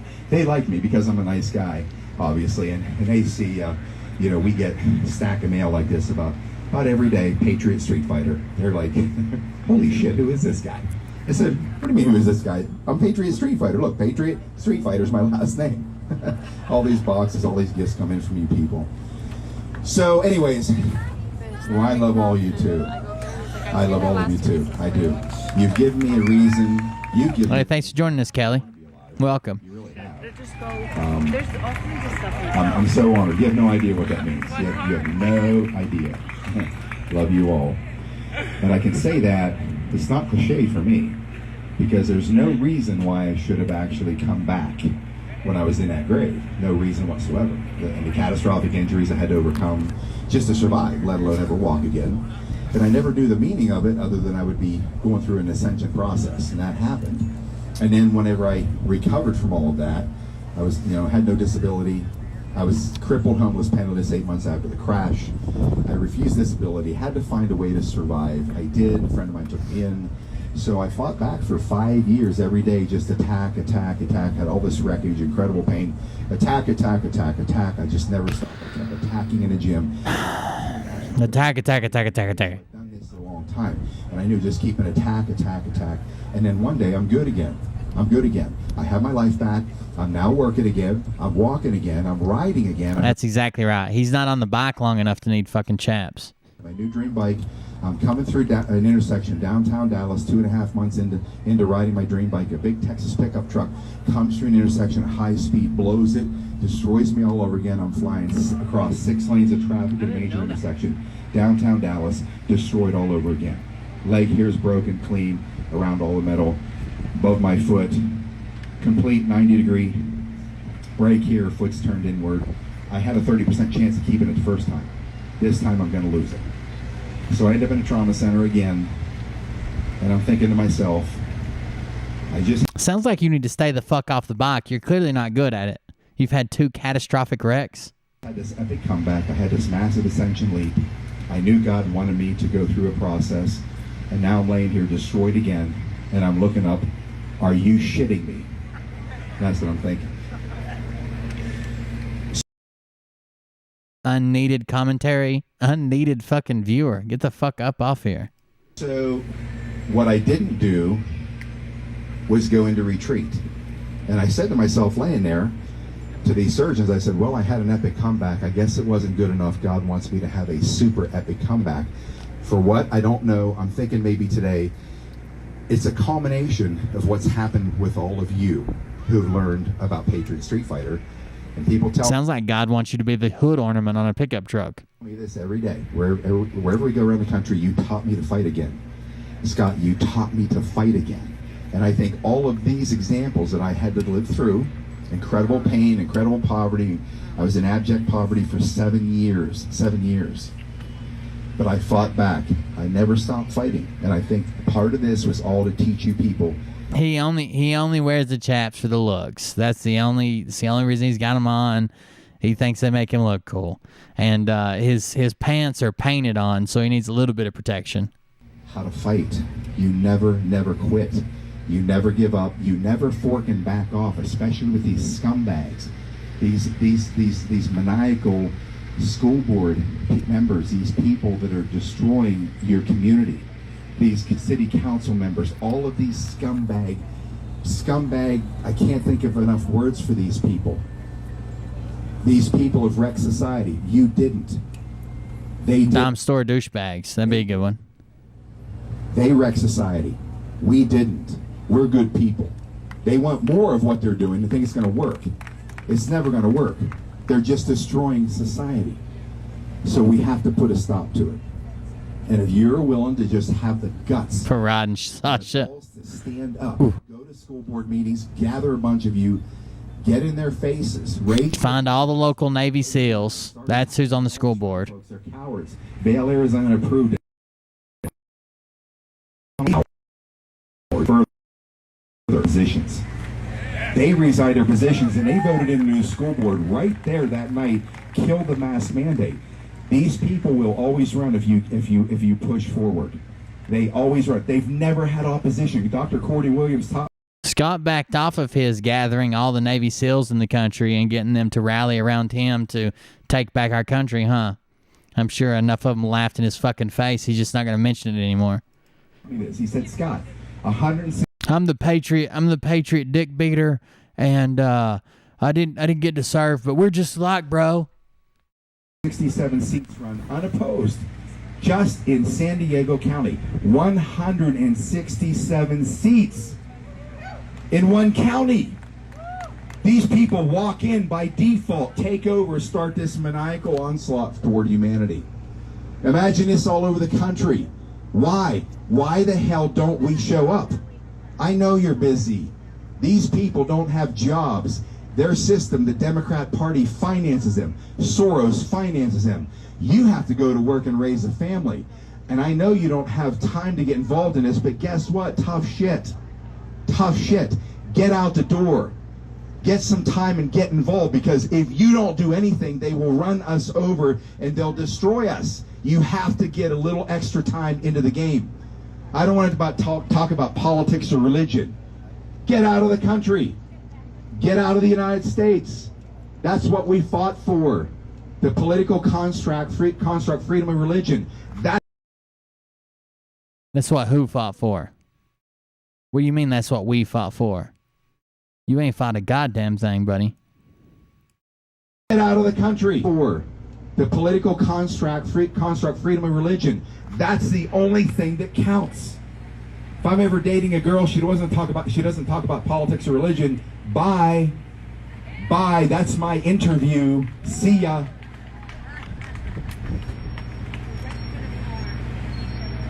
You're going to have to.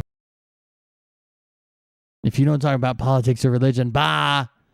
Bye. Put a little extra effort into it. It won't take much. I'm telling you, it will not take much to topple this house of cards. We have the numbers. We outnumber these bastards by the billions. If we simply step up, 5% of us, 5%, we still massively outnumber them. They have never had opposition. They have never had come at them what they've been dishing out to all of us for the last 20 years, specifically the last 5. They have never had that to deal with, ever, because we're dignified, right? We're righteous people. We have virtues, so we don't conduct ourselves like that. That's why we're losing. That's why we're losing. You got to become an SOB in a fight, folks. I do not allow anyone to use my virtues against me. I know who I am. I know what my Creator thinks of me. I'm very happy about that. I sleep peacefully at night. I look in the mirror. I love who I am. I love what I stand for. I'm proud that I took this path in my life. I'm proud that I've made all these decisions in my life. Very proud. But I'm not going to let them use these virtues. I just want to hear the part about RDS. I'm going to bring every dirty piece of ammo that I got. Do you understand what I'm saying? I'm going to use anything I can grab to crush their philosophy. I'm going to do it. I don't care if it's not fair. I'm not in this for fair. I'm in it to win. I'm in to bury these scum. I'm in to bury these people that caused this man to buy a shirt that says save the kids. We have no more time to play, folks. Once I learned... The people that caused this man to buy a shirt that says save the kids, that's you. You caused that man to buy that shirt. You're in some type of battle with yourself? About this. Satanic ritual abuse, brutal sodomy, murder, gutting, cannibalism, and an adrenochrome factory on our kids. Are you telling me you're going to sit back? You're not going to step up? You're not going to contribute? You're not going to a school board meeting? You're not going to get in somebody's face? Because under this ground right here somewhere in South Dakota, right now they're going to work full time on a baby. Do you understand what I'm saying? Somebody is working over a baby right now. Right now. Right now. As I'm here, somebody is doing this to a baby, an infant. Right now. What the fuck? What a weird fucking speech. You're not going to contribute. You're not going to a school board meeting. You're not going to get in somebody. All 53 people, yes. Somewhere in South Dakota. Right now, they're going to work full time on a baby. Do you understand what I'm saying? Somebody is working over a baby right now. Right now. Right now. As I'm here, somebody is doing this to a baby, an infant. Right now. And you're telling me I don't want to fight because. Really? I'm not talking to you. I know you people are fighting. But any of you weak ones out there, you milquetoast pussies wearing your sister's skinny jeans, on our side, you better get in the fight.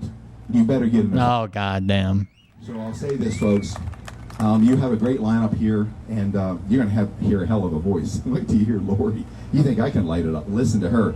She brings a real high vibration. But I'm going to tell you this. I promise you, as long as I can keep funding that bus, this bus is funded by we the people. Don't look at this bus and put me in some air of reverence. Okay, that bus is not like Washington, D.C. These massive ivory towers that they build so these average schmucks can walk out of that building with a suit and tie on or a nice pantsuit. That's right, Richard. And have you look at them and you see the building and then you see this person say, oh my God, that's a powerful senator, powerful congressman, powerful whatever. It's all bullshit.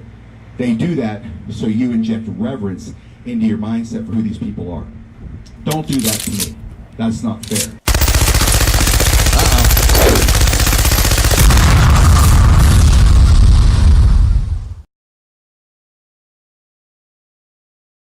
Just wanted plastic chaps to blow in a video game.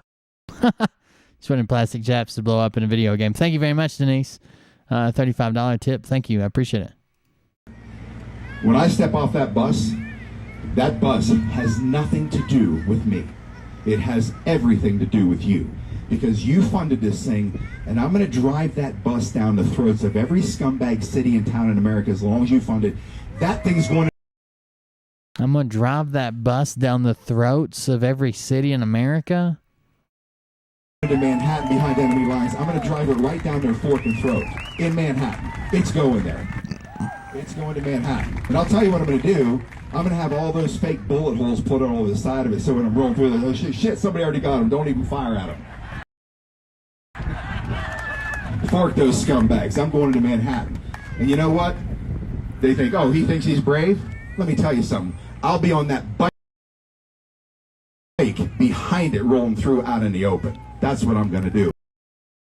All right, let's hold him to it. He's taking the bus to Manhattan, I guess the rough town of Manhattan, and he's going to be riding his motorcycle behind the bike, daring someone to come out and say something.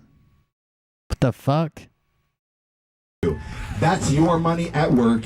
You have given me the honor, the privilege, and the pleasure to be able to go out there and fight for you. Now, I also expect from you, if I'm coming out in the open, there's a flaming arrow looking for me. I already know that. I don't give a shit. These people don't scare me. They don't scare you. If I'm going to do that, I'm just going to ask you to fight. Just do something to get in a fight. And if you get in a fight, I will keep raining down this thunder on these bastards until they're in a box in the ground and dead, and I can go home.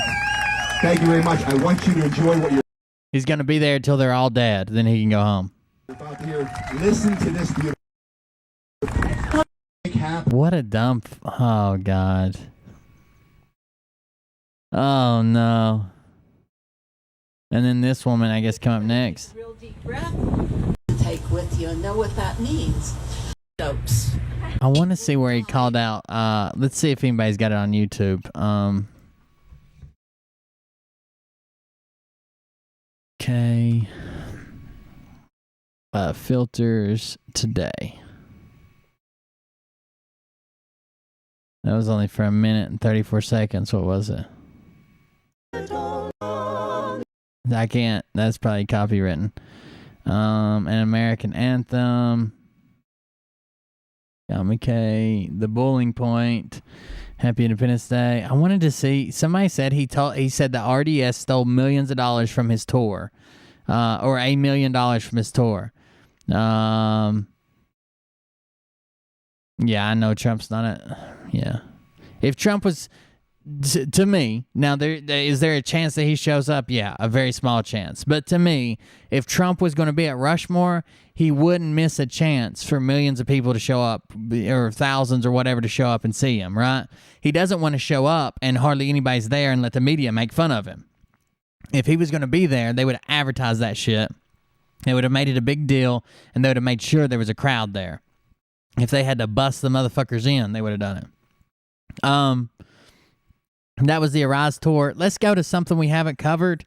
This is Nicholas V. Eminem, and he has a very strange guest on. It's kind of a long show, so we'll have to skip around. It's like almost 2 hours. So I'm gonna start it and take a piss. When I come back, we'll skip around a little bit. All right.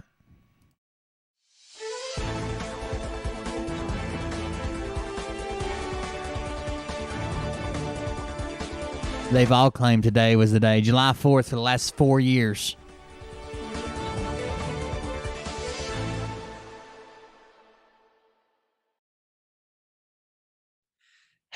Hello and welcome. Today we've got Alex Collier, a very special guest who has had contact. Who was a contactee with the councillor of the Andromedans.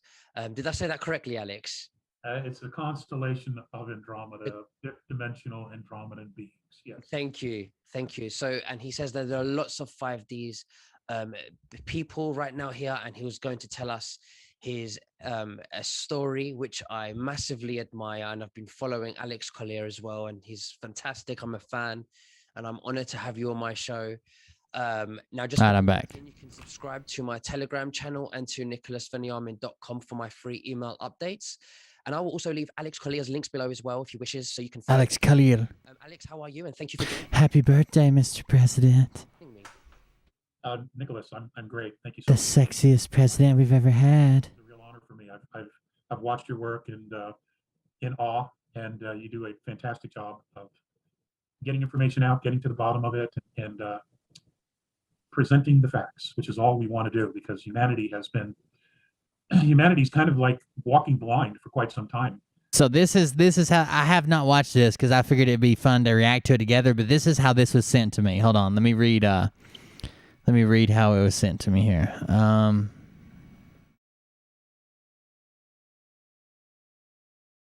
Alex Collier has been Collier has been contacted since childhood, he says, by a race of blue beings from the region we know as the constellation Andromeda. He describes being transported to spacecraft by being dematerialized on an atomic level, then rematerialized once aboard the craft. As a contactee, he's been afforded an extensive education in the history of the races of the greater community. So here we go. We keep moving forward, but we don't know where we've been and the true story of humanity, because most of that has been kept from us as to our origins, our beginnings, the history of our planet, and the fact that the Earth never was the center of the universe, and the fact that we're not alone, we've never been alone, and in fact, most of us on a soul level have migrated to Earth to experience physicality in this realm. So it's thank you. So no, you're very welcome. Yeah, I mean, I would love it if you could do your usual presentation that you've done in the past with one video that I saw with a Japanese audience, which I thought was awesome. And as soon as I heard the first 5 minutes, I was just glued. And then I was trying to find more videos of you, and I just wanted to hear more and more and more.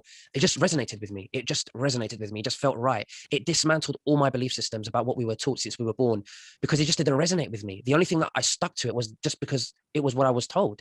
But I'm so open to learn the truth, and what you were saying resonated with me. It felt natural, and it felt great. So if we could go through your explanation and then what happened when you were 8. So if you could explain the I don't know if he'd jump off a cliff, but it sounds like he'd jump right on a dick. Earth and who we are, where we are, why we're special, genetically royalty, and then what happened when you were 8, and then we could go from there, continue from there, if that's okay.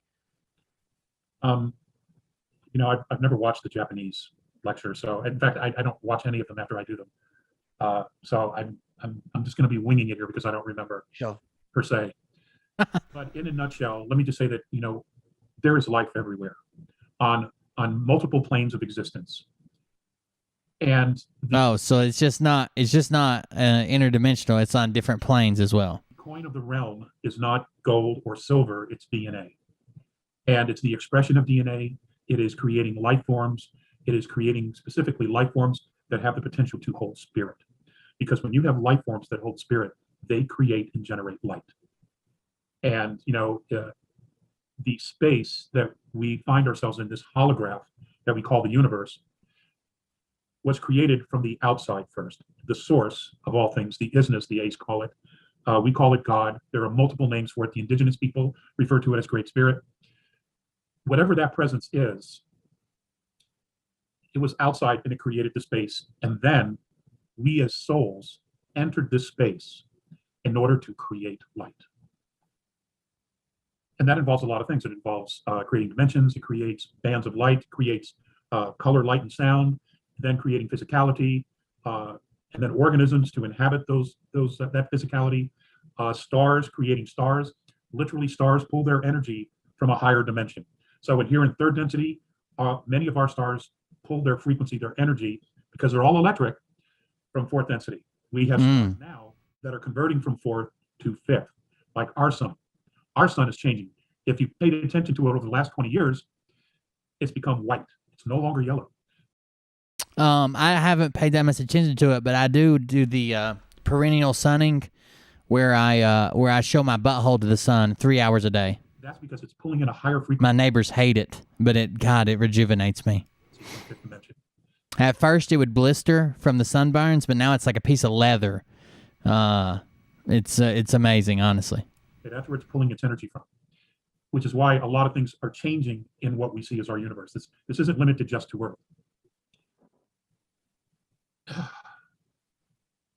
What makes the Earth unique is that we are at the very end of the Orion spiral arm in our galaxy. And it's a remote location.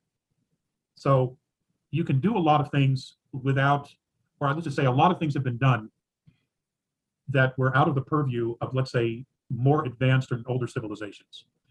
They tend to look after, pay attention, guide, mentor civilizations that are or are self-evolving. And what they also try to do is to eliminate manipulation, control. Uh-oh, stream went down. Stream went down. Slavery, things of that nature. It's back. It's back. Unfortunately, a lot of that for a while occurred here, and it's only now that things are starting to be reversed. And what I mean by that is now we're being given the time and the place and the presence to self-empower, to truly evolve and become ourselves. And they're eliminating a very regressive, dark presence. Now, in their perspective, the dark has a place because what it does is it forces change. However, when it becomes a threat to the existence of any organism, that's when it has to be removed. And they will do just about anything in order to do that. When I was there, we were up in the northern peninsula of Michigan, near a group of lakes. My grandparents used to have a cabin near a place called Crooked Lake.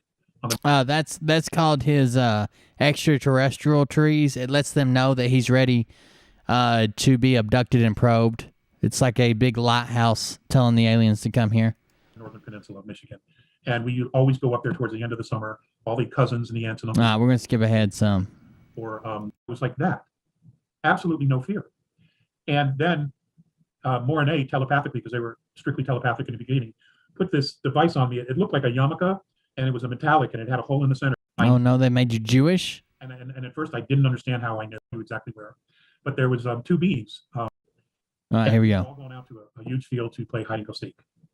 And I remember just laying down on in a bunch of high grass underneath a chestnut tree, and I fell asleep. It was very hot, and I was tired. And anyway, I woke up, and I'm on this table. And I have somebody said that's really bad on your butt cheeks. I have a special butthole yarmulke I put on. It's got a hole in the middle. I only show my butthole to the sun. No cheeks. It was just a room, and there was a light coming from somewhere. I couldn't tell you exactly where, but there was two beings. On my left, I think it was Visayas, and on my right was Mornay. Now Mornay is very tall. He's 7.5 feet tall. He's got light blue skin. Visayas, on the other hand, is very short, and his skin used to be light blue, but as they age, it becomes white. And he looked rather Oriental Asian, even though they're the same race. I have to tell you, I wasn't scared at all. I knew these people. I knew these two beings. And at first I didn't understand how I knew, but I knew. It was just like, oh, wow. It was like that. Absolutely no fear. And then Mornay telepathically, because they were strictly telepathic in the beginning, put this device on me. It looked like a yarmulke, and it was a metallic, and it had a hole in the center. He put it on the top of my head as I'm laying down. And as soon as he put it on my head, this is the same thing I use for my butthole. Came out of the wall. And one row of the monitors was showing me in past lives. And they were pulling this out of my cellular memory. And some of it was really cool. Some of it was heroic. And some of it was me abusing my power. And I knew it was me because I recognized me. And what I mean by that is I had different bodies. I was with different races, but the eyes were the same. And I knew it. And then on this side, it was all medical. Thank you, Cody. My physical features. And that's how it started. And I can't tell you how long I was there. When I was put back onto the ground, I got up and nobody was playing hide and go seek anymore. My mom said I had been missing for 3.5, 4 hours. She was livid. But what's interesting is that before this first contact ended, they shared with me that I was one of them, that I had come here on a mission 62 plus thousands of years ago in Earth linear time.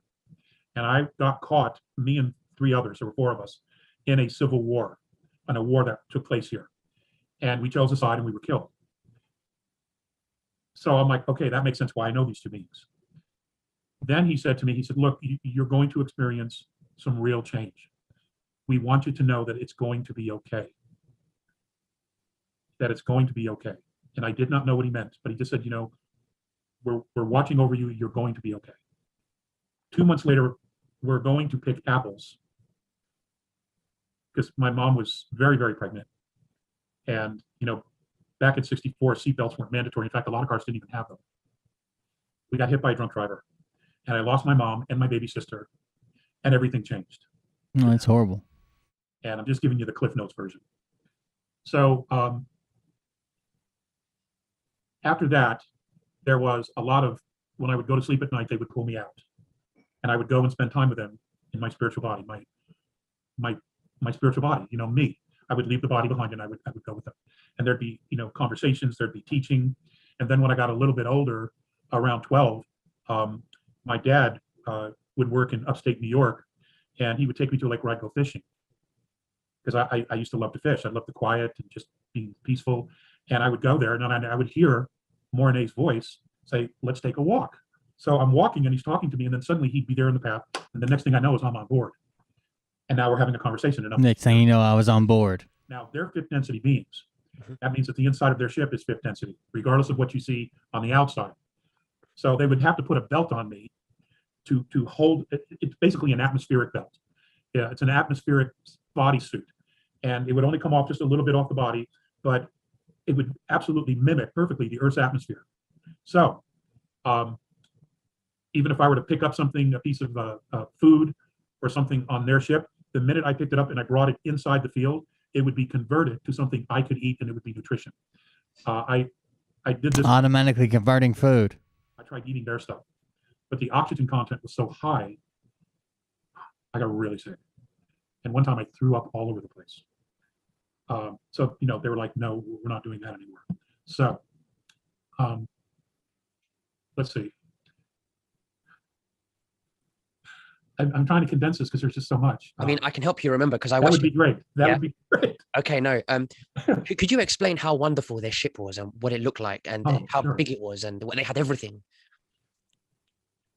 On the outside, whenever they would come into the space, it's a perfect circular ball, and The ship's a ball. It wouldn't look any more than 30 feet Perfect. on the outside. But you see, when they come into fourth or third density, they can choose the size of the space they want to take up in our density. In other words, if they wanted to take up 5 miles in our density, they could, but that would draw attention to them. So the smaller is better. The most appropriate and what they were the most comfortable with was somewhere around 30 feet. Now, once you go Jesus. Mornay ship, I mean, you're looking at it from the outside, but when you're inside, it has 7 floors. It is, you can walk, it would feel like miles inside the craft. You would take it's kind of like a vacuum chute up and down the floors. All you do is walk into it, it lights up, and he would oh, thank you, Cody. $10 super chat. I appreciate it. Flight deck. I'm just starting to doubt him. You know, and it's just all you see is this light, and then you're there. There didn't seem to be any working parts whatsoever. But each floor had a different thing. They had a cargo bay. They had another bay with equipment, all kinds of equipment to repair their ship should something happen to it. Wherever they are, they have all the equipment they have there. On another floor, they had a medical group, sort of like like an emergency room in the event that something happened to them physically, or if they were to do rescue missions, which they often do, of other races that get stuck, or their star's going to go nova, or there's going to be a planetary collision between 2 planets. They will go in and they will rescue. If there's medical issues, they can address it right there. You got to get in there and rescue if there's a planetary collision. Living quarters, where there would be some type of sleeping quarters. And then there's the flight deck, and there was another deck above, which I was never taken to. That could have been the propulsion system area. I don't exactly know. That's what I suspect, because that's the only thing I never saw on their ship, was their actual propulsion system. So you're saying that from the outside on our 3D Earth, the spaceship would look like just 30, feet. But then inside, as soon as you board inside, it's just huge. Here's the best analogy. What kind of a car do you drive? I have a Mercedes. Okay. You get into the Mercedes. I have a Mercedes. Once you're inside and you close the door, it's the size of an ocean liner on the inside. But when you get out of the car and you close the door, you're in a 10-foot parking space. Right, I get it. Okay, so when we're told that ETs are much more advanced than us and they understand more about physics and densities more than us, is that the reason why the spaceship is so big? Is because they're able to control that because they're more advanced? Well, no shit. Well, you have to remember, Who do you think built it, dude? in the A's particular situation, they're 5th density. So on our physical realm, we have a color spectrum in 3rd density of 72 frequencies. When you get to 4th, it's 121. When you get to 5th, it's now 223. So what means, space is bigger. Right. Much bigger. Beyond what we could even fathom. That also means their physicality is larger. Their planets are larger. So, I mean, all of his crew, they're all 7, 8 feet tall. They're huge, huge beings.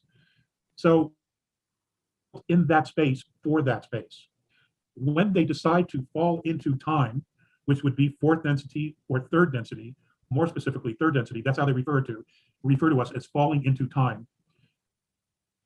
They only take up this much space. A handful of space? Come on. We don't even see it. There are so many ships in the sky, no one ever sees them. The military does, because of all their radar and satellites, but they don't tell us they don't even tell us a third of what they know. And they're not going to just yet. When you see a ship that's several miles long, that's usually a 3rd density ship or a lower 4th density ship. When you see them miles long, that means that they want us to see them. They want their presence to be known. Now, there are some ET groups that are, how do I put this? They enjoy being admired. They enjoy being worshipped. Like the Orions? They enjoy being worshipped because they feed off the energy. So they will allow themselves to be seen. They want them. Like the Scott McKays feeding off your soul. In cases, whether it's fear or adoration, it's still energy. 5th dimensional, you don't have the ego presence that you do in lower 4th density and that you see predominantly here in 3rd density. Their mission, those beings on 5th, they have moved through all of those evolutionary spiritual phases to a place that their entire existence now is family, and that's how they see their races, and service to others. Look out. Service to others involves a great deal of mentoring, teaching when the time is right, and a particular civilization is open to relearning what reality actually is and what reality actually isn't, which is where we are right now. You know, this whole ascension into fifth dimensional consciousness, we're at that place where we are now wanting to know what reality really is, because we've had a taste already of what it isn't, which has been enslavement, disease, poverty, fear, slavery, all these things that humanity has had to deal with for the last 10,000 years.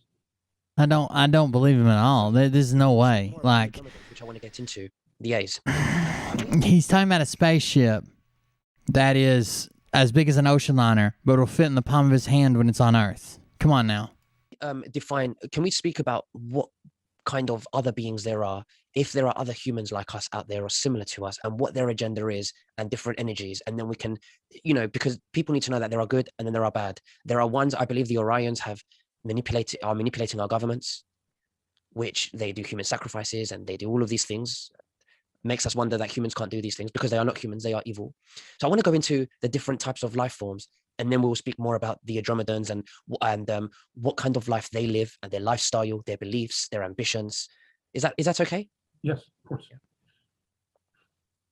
You know, when we talk about diversity here on Earth, which we have a considerable amount of, when you're talking about space, we're probably 1/10 of 1% when it comes to diversity. I mean, according to the A's, there's 100 trillion galaxies just in our third density realm. We've counted up, 100 million, So there's more life than we could possibly imagine. Now, virtually every single ecosystem, and we're talking about E-type, which would be Earth type. We could be talking about plasma. We could be talking about hydrogen, sulfuric acid, every known periodic mineral on our table, and then some, because we have minerals on our moon we've never seen before. We don't even know what they are. They're finding stuff on Mars, the Space Force that's on Mars and the colonies on Mars. They're finding things there they don't even know how to analyze. So there's everywhere. There's always that makes sense to expand and to grow, because that's the nature of creating light. You create light with life. So the old saying, nature abhors a vacuum. Well, creator abhors a vacuum. If she is going to create the space, she wants it filled with life, with energy. Makes sense. More light, because that's the essence of all things. Even with the dark side, they couldn't exist without the light. The problem is that somewhere down the road, they stopped creating their own light and decided they needed to feed off of others. That's where they went south. So, is there human life? There's human life everywhere, even on the higher dimensions. What is that? Oh shit! I just saw that yellow thing come in. I was like, "What the fuck is that?" We can skip ahead some. I just wanted to see what he was starting on. Physicality of consciousness. Shit's crazy. Let's skip to about the middle. So that information goes to another group. That information is then shared with the other star group. And the children, as they grow up and they become mature and adults and begin their families, it's the exact same thing. They educate all the way down to the very bottom. The exact same thing. So everyone, regardless of age, is exactly in the same place, mentally and spiritually. Now, when it comes to healing, they're fruitarians. They grow these magnificent orchards on their motherships. The mothership that I was on, I only saw one floor. I actually didn't see the entire floor because they're 800 miles in circumference. And each level has living quarters and orchards and is completely self-contained.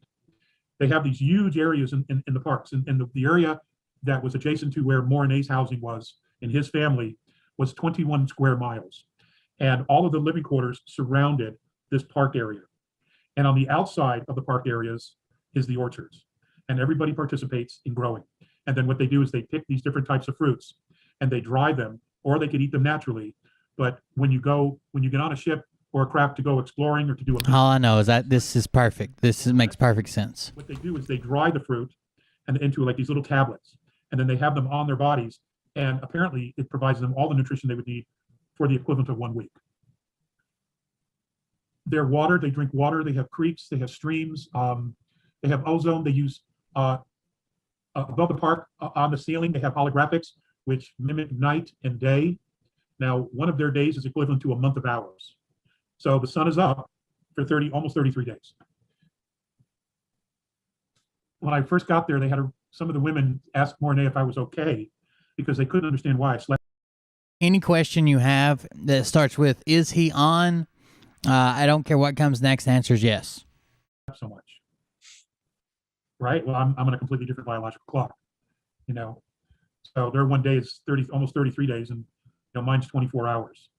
And 10 of that we sleep, 8 to 10 hours of that we sleep. So they couldn't understand that. Medically, they have very, very few issues unless they're injured in a crash or something unusual.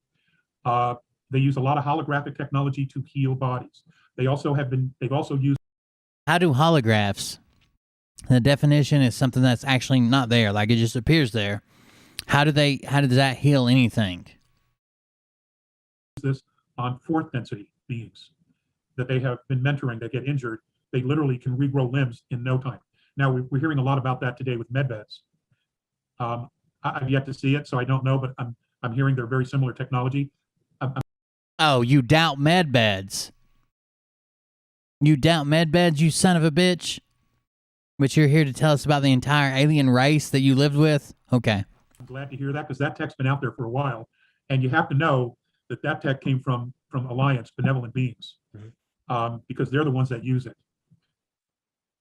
So they use that. As far as spirit, their spiritual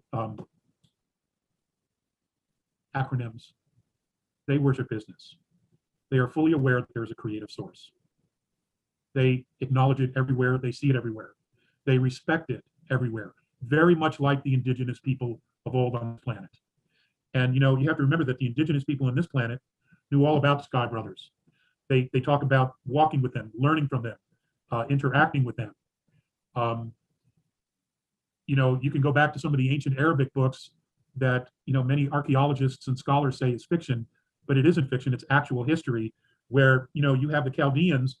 They talk about walking with the Titans, who they say were from Venus, and that the Titans would often sit with them in council to discuss their civilization, things that they needed to do with their civilization, making law decisions, how to pass laws, making laws that benefit the entire civilization itself, having them intercede if there was a conflict with another extraterrestrial race or a reptilian race, which in many times in the past occurred.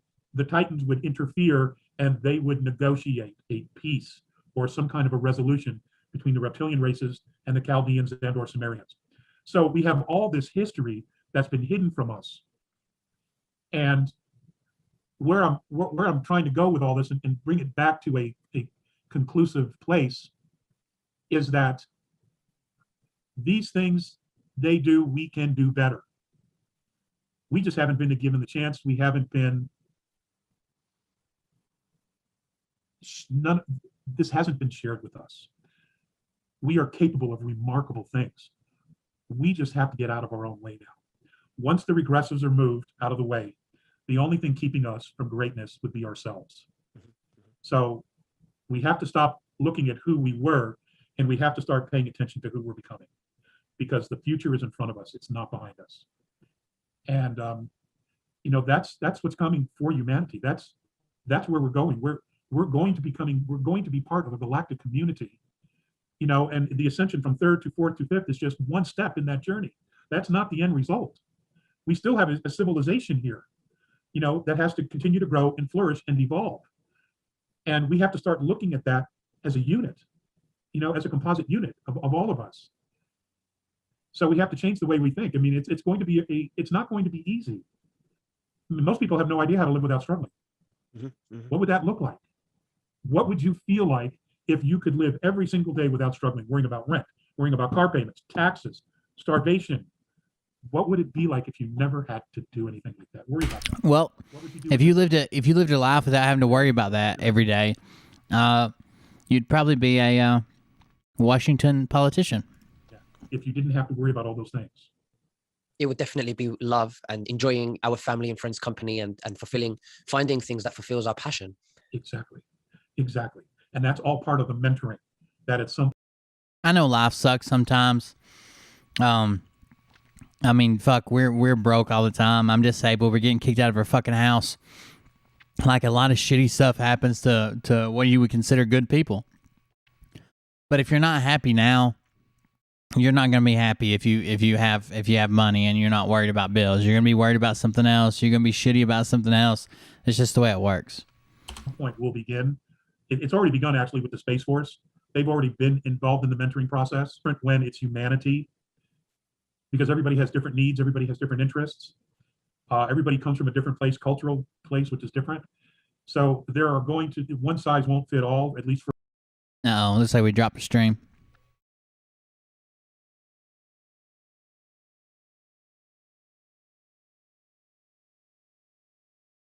It's coming back. Give it a second. Nah, there it is. We're back. For a while, but at some point the idea is to bring everybody to a place where we will merge into one civilization voluntarily.